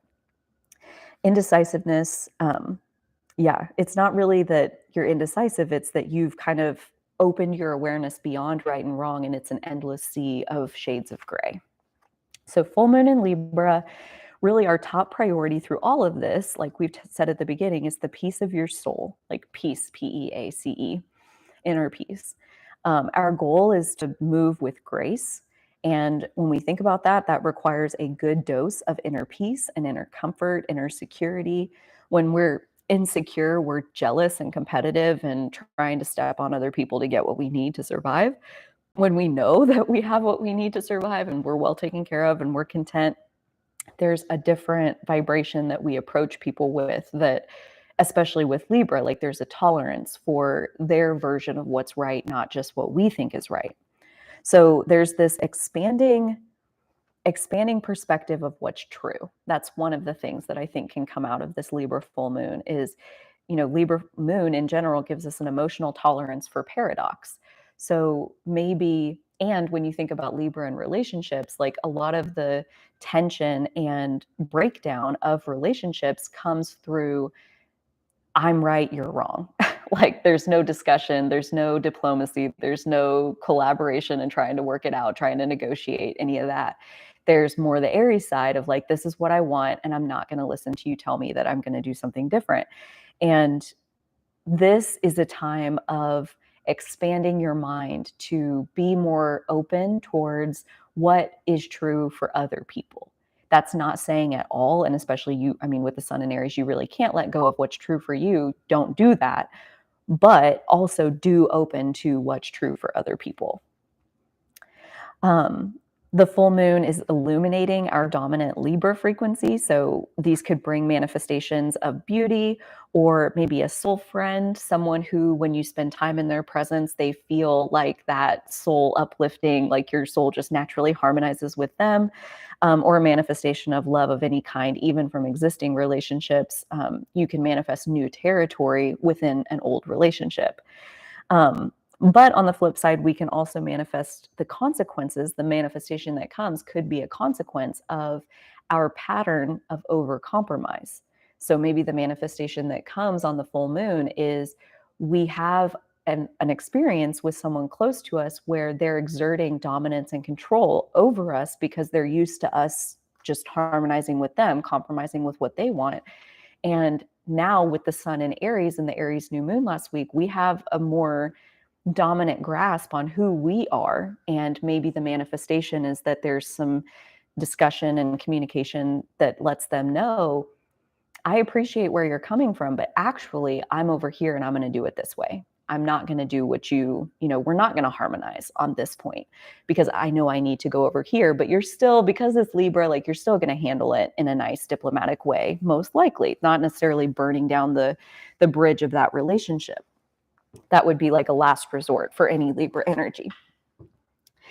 And that basically it's a blooming of harmony. So regardless of where or how this energy shows up for you, even if you do have a slightly negative manifestation around it, that there's a blooming of harmony that comes out of a blooming of perception. Because even in that situation of, so-and-so is used to you harmonizing with them, that you don't have your own opinion, you don't have your own directive, and they are exerting more power over you than you wish they were, that's helpful. That's a perspective. That's a, wow, I guess I do have a pattern of overcompromise. And if my relationships are going to change, this relationship with this person who's kind of over exerting their power into my space, if that relationship's going to change, that relationship's only a reflection of me, means I'm going to have to change. I'm going to have to stop giving away my power. I'm going to have to stop over compromising when that's different than what I want. So if that's, whatever the route your manifestation takes, it's going to give us that perception expansion, which when our perception when our perception expands, harmony can expand. That's at least an opportunity. So, everybody's manifestation is going to be a little bit different. But as the sun is in Aries, we're driven towards we're diplomatic and harmonizing with others. When you bring those together, like what we talked about with the opposition being a balancing act and using and harnessing the best of both of them, that this is a manifestation blooming of how your diplomacy can further your individual goals and ambitions. Because think about it, like if you're trying to create something that's going to impact the whole world, that will require a whole team of people. Like most likely there will be, if not a whole bunch of other people involved in your endeavor. So having the Aries energy of where you want to go and what you want to achieve is really important, no doubt about it. That's especially on the Libra full moon where the sun is in Aries. When we have the Aries full moon later this year and the sun is in Libra, it's kind of flipped where the first focus is relationships, but sun in Aries, the first focus is what you want to accomplish. And the Libra full moon is illuminating all of these different pathways where you could get a little bit closer to your goal if you would cooperate well and at the highest frequency of what Libra is capable of with other people. While this full moon is going on, and on the live stream prep playlist, there are a few different videos called Full Moon in Libra by a few different astrologers that take you into the chart at the time of the full moon and go all through the aspects. So if you're interested in that, by all means, check it out. But at the time of the full moon, Pluto is squaring both the sun and the moon. So basically the short version of that is that this full moon is illuminating power struggles. So again, power struggles, they manifest two ways. One, either you're giving all your power away, or two, you're trying to exert power onto other people. Both of those are abuses of power. And also at the same time, Pluto then is also trining the North Node being our collective destiny. So these power struggles that are coming up at this time of the Libra full moon are informing our collective future destinies, helping us to ground further into the Aries side of what we want to accomplish, but also acknowledging and incorporating the Libra skill set of how do you cooperate with other people to meet your goal even faster, even more fully in the world. The main takeaway, we are stepping more into our personal power within relationships. So harnessing the best of what relationships can do for our lives while also staying true to ourselves. I'm going to scroll through chat for a little bit because you guys are chatting and I love it. Mm. So this one from Kate says, I'm a Capricorn moon and I wholeheartedly agree. I was told to go isolate in my room when I expressed any complexions and to figure it out on my own. Yeah. Like part of me thinks the Capricorn moon, which is what Dolly is, my girlfriend. And so I live with one.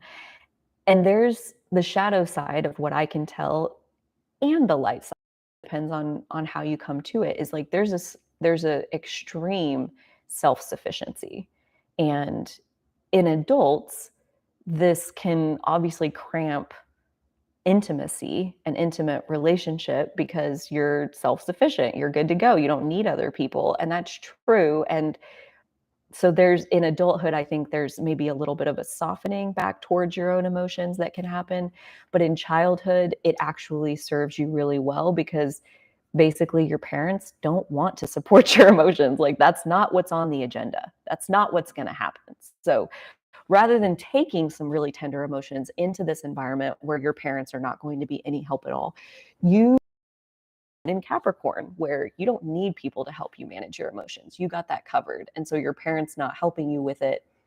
I mean, yeah, maybe it's a little painful just because all children want to be loved by their parents, but we all need our emotions mirrored back to us somewhat. But for the most part, like you notice less how emotionally neglectful your parents are because you don't need a whole lot of emotional support. Ooh, interesting. I love that though, where Kate then goes on to say Mars, Cancer, opposite moon in Capricorn. So that's especially interesting when you have Cancer and Capricorn. Um, yeah, because like you're that much more sensitive to your emotions, and you still have the ability to keep a lid on it, like to stay stoic in the face of intense emotional experiences. Mm. Psychic hygiene is one of my favorite concepts. Like that's kind of another way of saying like daily self-care, kind of the same idea is like I was listening to this thing this morning that was talking about um, energy archetypes. She goes through 12 different animals and tells you like the advantages of this animal energy archetype and the disadvantages or the challenging parts. And I guess this one's not even an animal, but the first one is sponge. Yes, it is an animal. Duh, there's sponges in the ocean. But anyways, so the first archetype was sponge, and what that means is that you just like soak up everybody's everything all the time. Like it's like the classic empath. And the challenging side of being a sponge is that if you're not wringing out the sponge on a really regular basis, then the sponge is full and it's no longer absorbing or holding anything. It's just like leaking all over the place. And that sounds like so true of Cancer energy, especially Pisces, pretty much any of the water signs. I would say more Pisces and Cancer than Scorpio.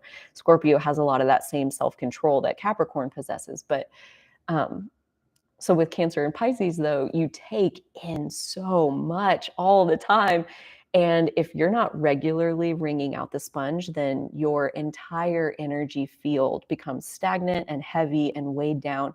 And she goes on to say, like, sponges basically become like energetic landfills for other people. Like, other people seek you out because you're good at listening, you're good at like, comforting them and taking care of them or whatever else. Like, you're really good at helping people to feel better. So that's great. Use that to your advantage as a counselor or a coach or a guide of some kind. But the sponge at the end of the day has to go wring itself out. So like that's a perfect example of psychic hygiene. It makes all the difference in the world. Mhm. Yeah. So this one says, Kate, talking about her experience, it taught me to have lots of composure in the face of very difficult situations. So it has served me in some ways, but yes, still working on self parenting in a loving, kind way. And I would wonder if, like, almost everyone is like on a journey of learning how to parent, learning how to be kind to themselves simply because, especially if you grew up in America, the culture is very go, go, go, achieve, achieve, achieve. Like, I mean, there it's just so competitive. And you just have to be more than you are. And so from a very young age, we learned that like you're not good enough, basically. And so a lot of us have that script running through our heads, like I need to do more, I need to be more, all of these things. And it's like, no, you don't. That's the conditioning from back at the beginning. Like that's soaking it up from your culture, your environment. Like a child raised in America is very different than a child raised in the Amazon jungle. Like the culture is very different. The pace of living is very different. And those things matter a lot. And so, yeah, I think personally, I think we designed our energy to be perfect for the path that we knew we were coming to walk. So even if you feel like you have things in your energy where you feel like a bird with clipped wings, it can actually end up being really beautiful where maybe you clipped your wings because yes, you're a bird, but your path and your mission and the work that your soul wanted to come forward and do is on the ground. So you didn't want to fly because you needed to be on the ground to rendezvous with your path. So if you have a Capricorn moon and you're really good at keeping a lid on your emotions, then chances are the mission that you came forward to live, it requires stoicism. It requires a calm head, even amidst intense emotional input. And yeah, I mean, everybody's wired differently because we all had a different path. The cuteness factor, I just can't even get over it. Because you know how some of these people, like you just look at them, you're like, God, their eyes, they just draw you in, the way they move, the way their hand gestures go. Like there's so many different things about someone that can be cute. Like one of the first things about Dolly that I found cute was her pinky finger. Like when she's holding something or anything, like her pinky finger just kind of like sticks out all by itself, like all the time. And it's like such a cute finger. And like, so there would be times when I'm sitting there talking to her and I'm looking at her finger thinking how cute it is. And I'm like, you're not even listening because she's just like, yeah. So the cuteness factor, you just don't even know what's going to be cute.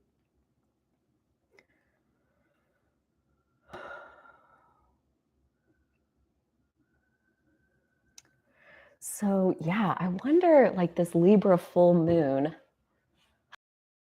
ship dynamics. And then depending on Libra in, like Shay is saying, Libra's in the 10th and 11th. Is like the 10th house is your career, your legacy, your public reputation. And your 11th house is like community and friendships and your own individuality and the future and all of these kinds of things. So yeah, Libra full moon, which it probably will end up being in your 11th house because it's 26 degrees. I don't know exactly where the cutoff is for your 11th house cusp, but yeah, so like highlighting relationship dynamics in whatever area of life your Libra houses occupy. So like, if you have a Libra IC as kind of the flip side of that, like Libra in your 4th house, clarifying relationship dynamics inside your home, even inside your own personal relationship with yourself, um, with your mom, with your family, your really close family that lives with you. So like really personal territory versus clarifying, like Libra clarifying relationships in the 10th house would look more like work relationships, professional networking, people who serve your career in some way, that sort of thing. So it really does depend on where your Libra is. So in closing, the main point I feel like that I talked about this time was equilibrium between Venus ruling Taurus and Libra. We have equilibrium within ourselves and outside of ourselves with other people through relationship. I feel like this Libra full moon is manifesting a new level of relationship. And I see that as we've talked about, relationships are simply a reflection of the relationship that we have with ourselves. And so, what that means, a new level of relationship, is first and foremost a new level of relationship with yourself. And because of that new level of honoring yourself and meeting your own needs and being real about who you are and what's important to you, that there is room and space to have all of the relationships in your life reflect that back to you, basically.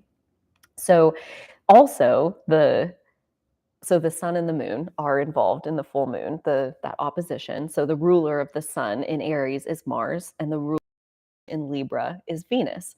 And at the time of the full moon, at the time of this opposition, Mars and Venus will both be in Pisces. So we talked all about that last time, Venus in Pisces. That was the whole episode. And then I made a new video that came out yesterday that is over Mars in Pisces. And that one's my personal placement. I have Mars and Pisces in the 12th house. So I really wanted to do that one justice. I've been wanting to make that video for a long time, and it felt super good. So check that out if you haven't already. I will just drop a note in here real quick because you're going to see some videos popping up on the channel that are excerpts from, I don't know if that's how you say that word, but I think it is, from that video from Mars and Pisces. I pulled out 15 minutes on the highest frequency of Pisces being unconditional love. So kind of like in here, how I go through, Pisces and then Mars and Pisces. So I took 15 minutes out of the Pisces section, and basically I'm going to release that as its own video. Same, I took the Mars overview 15 minutes out of that video, and I'm releasing that as its own video. So if you notice that they're repeat, they are.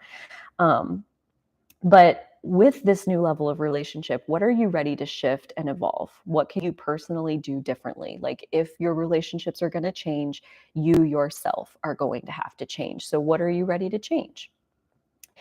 Anger is, I feel like, a helpful little thing to put in here. Anger is really helpful, especially when we're inside of these manifestations of having our relationship dynamics reflected to us. Anger is like all emotions are like the rumble strips on the side of the highway. They're providing information about how you're navigating. And when we get mad at someone, basically what has happened is that we've given them our power and they're using it against us. And the anger is a response to our perception that they have power over us. And if you watched my North Node through Taurus transit video, the one that goes all in depth about that 18-month transit, I talk in depth about how no one ever has power over us unless we've given it to them.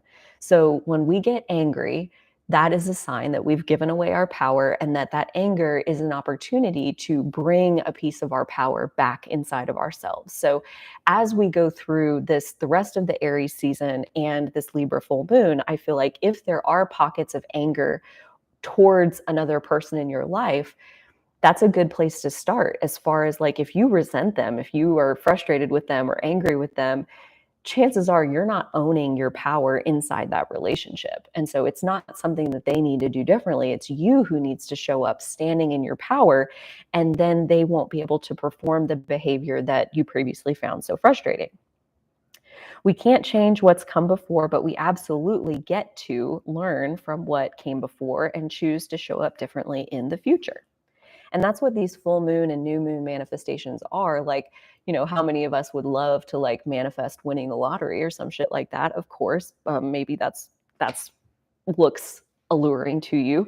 But more often, I think these manifestations tend to be new awareness, a new way of seeing things, a new vantage point where you couldn't see it like that before. And so, like anger, like you're angry in your relationship or resentful of your partner or whatever it is. And this Libra full moon brings you a path, an avenue where you can come into this relationship owning more of your power and have a better outcome within the relationship, not with the partner changing at all, just with you showing up differently. So that new perception, even though it may not seem like a physical manifestation, by being aware of this new vantage point and this new way of looking at things, you have access to new paths that you've never walked before through your physical experience. So it absolutely can result in a changing physical reality for you if you take a different path than you've been taking before.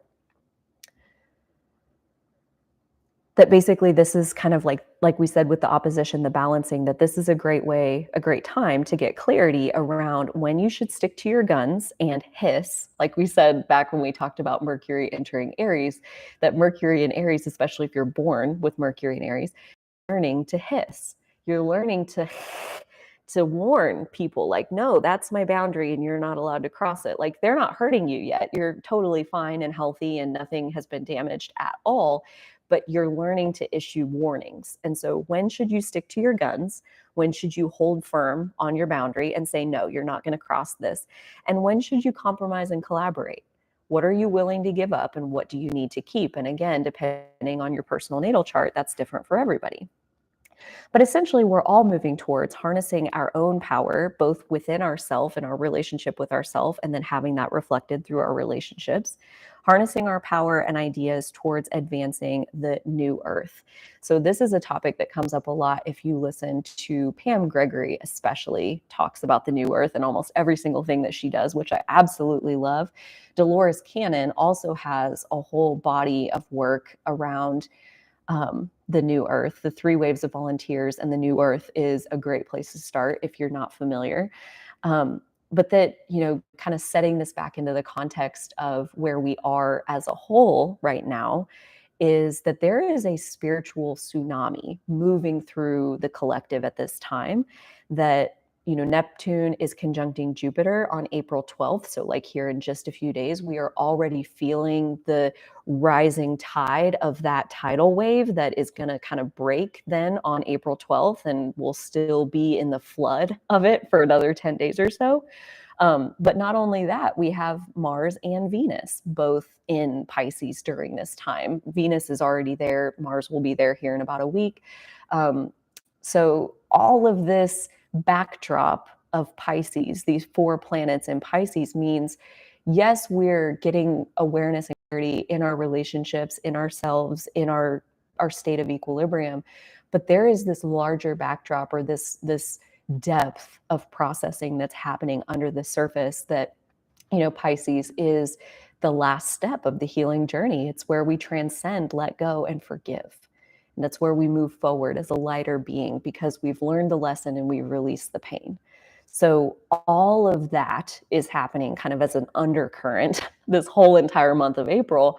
So if it doesn't feel exactly like Aries or exactly like Libra, that's probably why, because the Pisces energy is hella dominant still pretty much all the way through the end of April into the very beginning of May. And that's when early May, Venus moves on into Aries, then Jupiter follows. Then by the end of May, Mars moves into Aries. So it's like, the Pisces energy will kind of begin to fade as we get into May, and will be replaced by that Aries and Taurus energy where we have the spark of new life and independence and running forward towards our dreams and passions, and Taurus where we ground into the stability of what's important and what needs taken care of so that we feel as secure as we can possibly feel.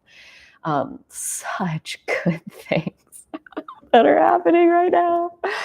Oh, whoops, sorry. I just had a weird dream that I remembered, and I don't often remember my dream. Feels kind of Jupiter Neptune to me.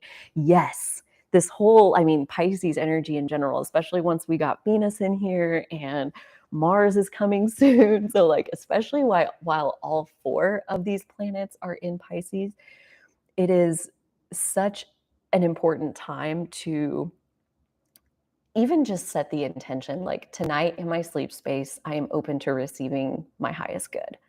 Like it can be that simple, because I personally don't think that you need to remember your dreams for them to be powerful. I think what happens in our sleep is kind of self-contained, and that it can process and do things and make updates and whatnot, like even though we may not remember any particular dreams, or the dreams that we do remember seem really boring and simple, there can still be profound things happening under the surface. Like that's kind of the nature of Pisces, and especially Neptune, is that it's illusory, it's non-physical, it's like it just kind of all falls apart into infinite liquid. So there's not really a defined shape to Pisces energy. There can be just this lingering feeling or whatever. And then other times we remember our dreams so freaking vividly. I had one last night that is still very much with me. It like flashes in my mind like the same as if it had actually happened, and I'm like having a memory, but nope, it was just a dream.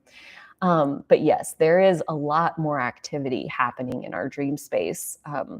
Mostly because that's where, like, to do Pisces work, to do transcendence and healing work, you have to receive. You have to open up and kind of surrender.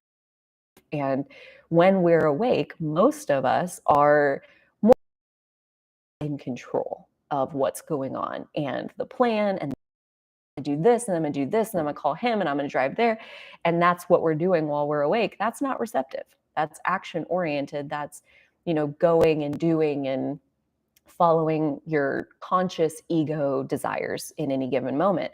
But, we do have the option to be receptive when we're awake. And sometimes, like when you're driving or when you're showering, when you're not really paying attention, there can be a moment where your awareness opens up, like the clouds part, and this, like, idea or whatever drops in. Or like if you're meditating, that's another example of like being more receptive while you're awake. But a lot of us keep ourselves pretty closed off. We keep ourselves in control versus receiving what the universe has in store for us until we fall asleep. And then our consciousness, our ego mind isn't there to keep us blocked off from what the universe wants to show us, what our higher self wants to show us. So once we're asleep, then, the universe, our higher self, has free reign to show us anything that they want. So I personally find it fascinating, the things that we end up dreaming about. And if you do remember it into your conscious state, like I personally believe that that means that there is work for your conscious self to do. There's something, like there's either get in your journal or meditate on it or something. There's depth that your conscious mind is meant to explore. And if you wake up with a feeling and no actual, like, script of the dream or what happened, then just the feeling is all you needed for your conscious mind to work with it. And if you woke up with nothing, you woke up saying, like, I don't even think I had any dreams last night, then there wasn't any work. There's no homework for your conscious self to do. So that's how easy I let it be. I don't know if that's right or wrong, but if it's not that, it gets overwhelming for me real quick, and I don't like that. So this feels simple and straightforward. Like if I need to know something, then I will remember. And if I don't, then I won't. Easy peasy. Exactly. I tend to remember the emotions more than the details of the dream. I had a dream a while back towards the end of last year. I've made a couple podcast episodes about it, so you might have heard me talk about it. But I had what I called the angry dream. I didn't have any concept for what was going on in the dream, if there were other characters, what was I doing, who was I mad at. But was like burning and boiling in this sea of rage and fury, what felt like all night long. And I woke up in the morning and I'm like, fuck, what was that? Like the angry dream. Holy shit, that was weird. And I didn't have anything else. There was like no clues about what it meant. And so I just like didn't do anything. I didn't journal it out. I didn't like try to address it in any way. And a couple of days later, I had the angry dream again. And it's again, there was no storyline. There was only rage. And it was disgusting feeling. Like it didn't feel good, obviously.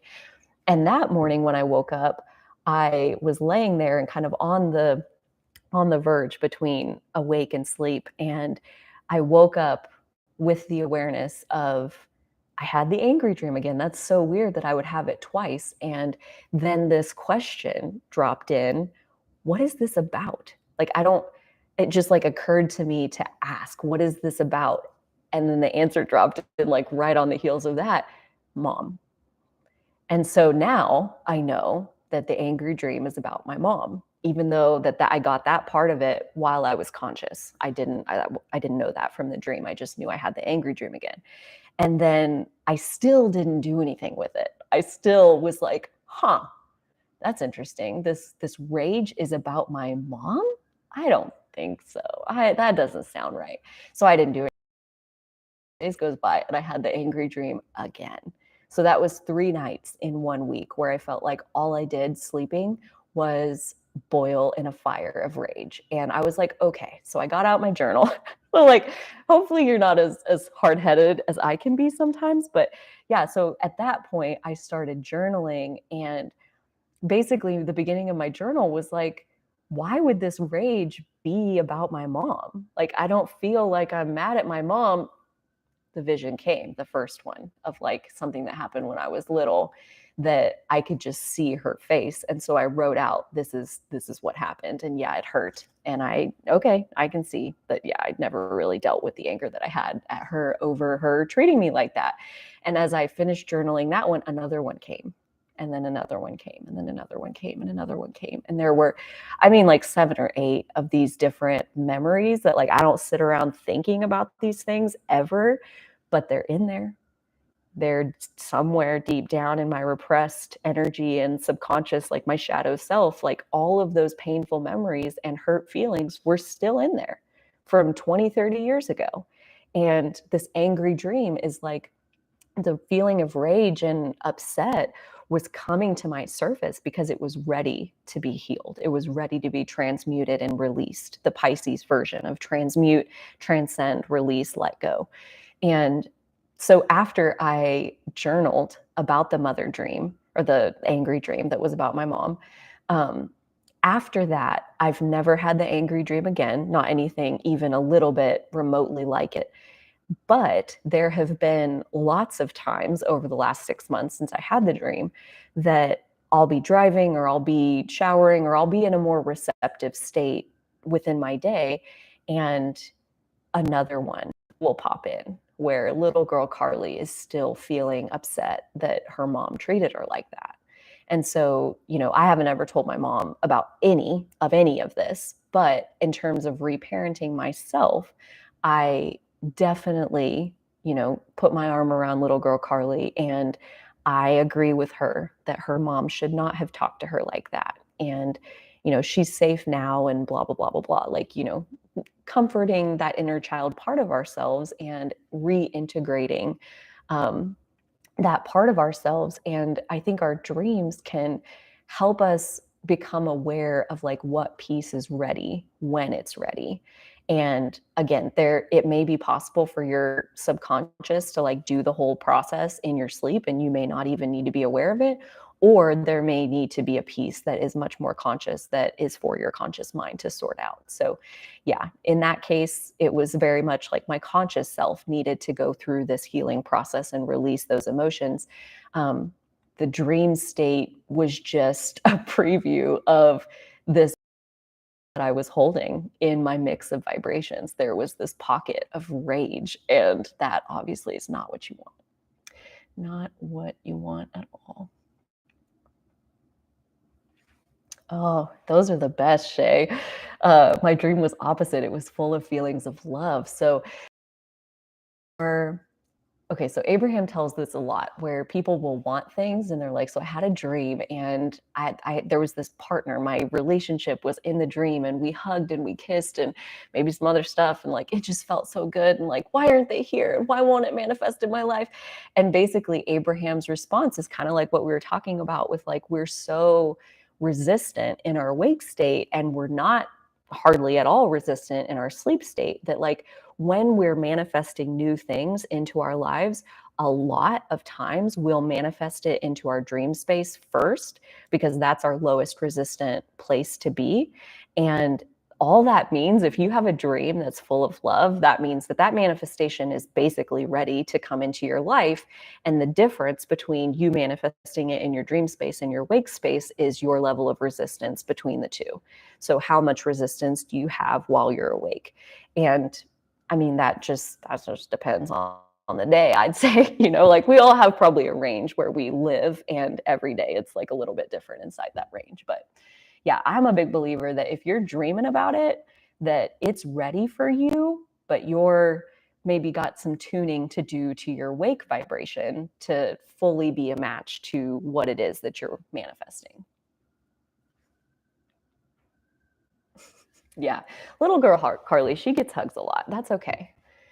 Sometimes she needs them. I think we all do, like our little kid self was doing their best, and there was so much that we didn't understand and that we took personally when it wasn't personal, and letting her off the hook for, the reason mom talked to you like that is a reflection of mom.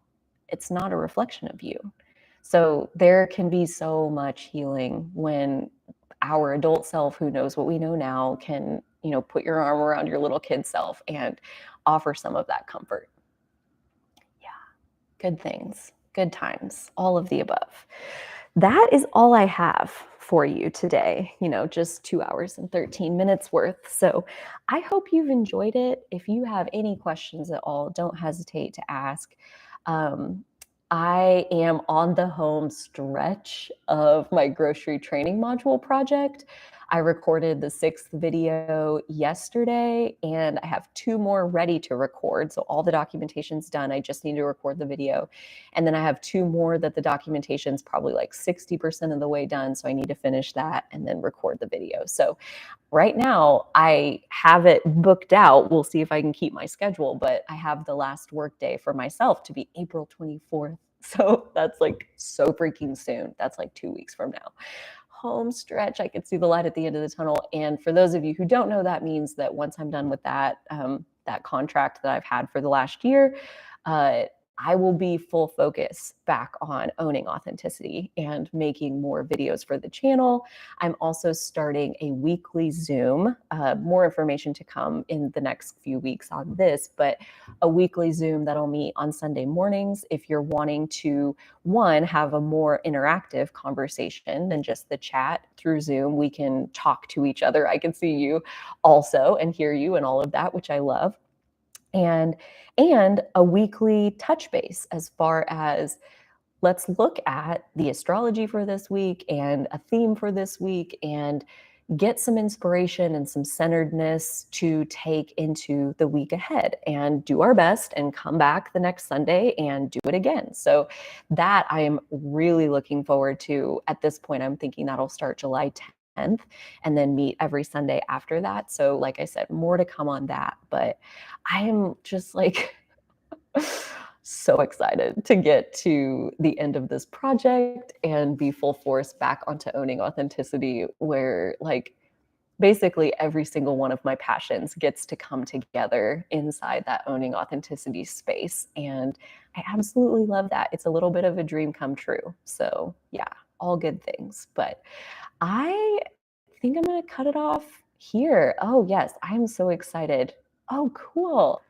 Yes, so keep an eye out for the Sunday morning thing. I am going to be putting together some promo videos just to give you more information about that space and how to show up there and what's included and how that's all going to unfold. So as soon as I'm done with the grocery training project, like here in a couple weeks, then I'm going to move on to putting together some materials for that. So you guys can get signed up if you want.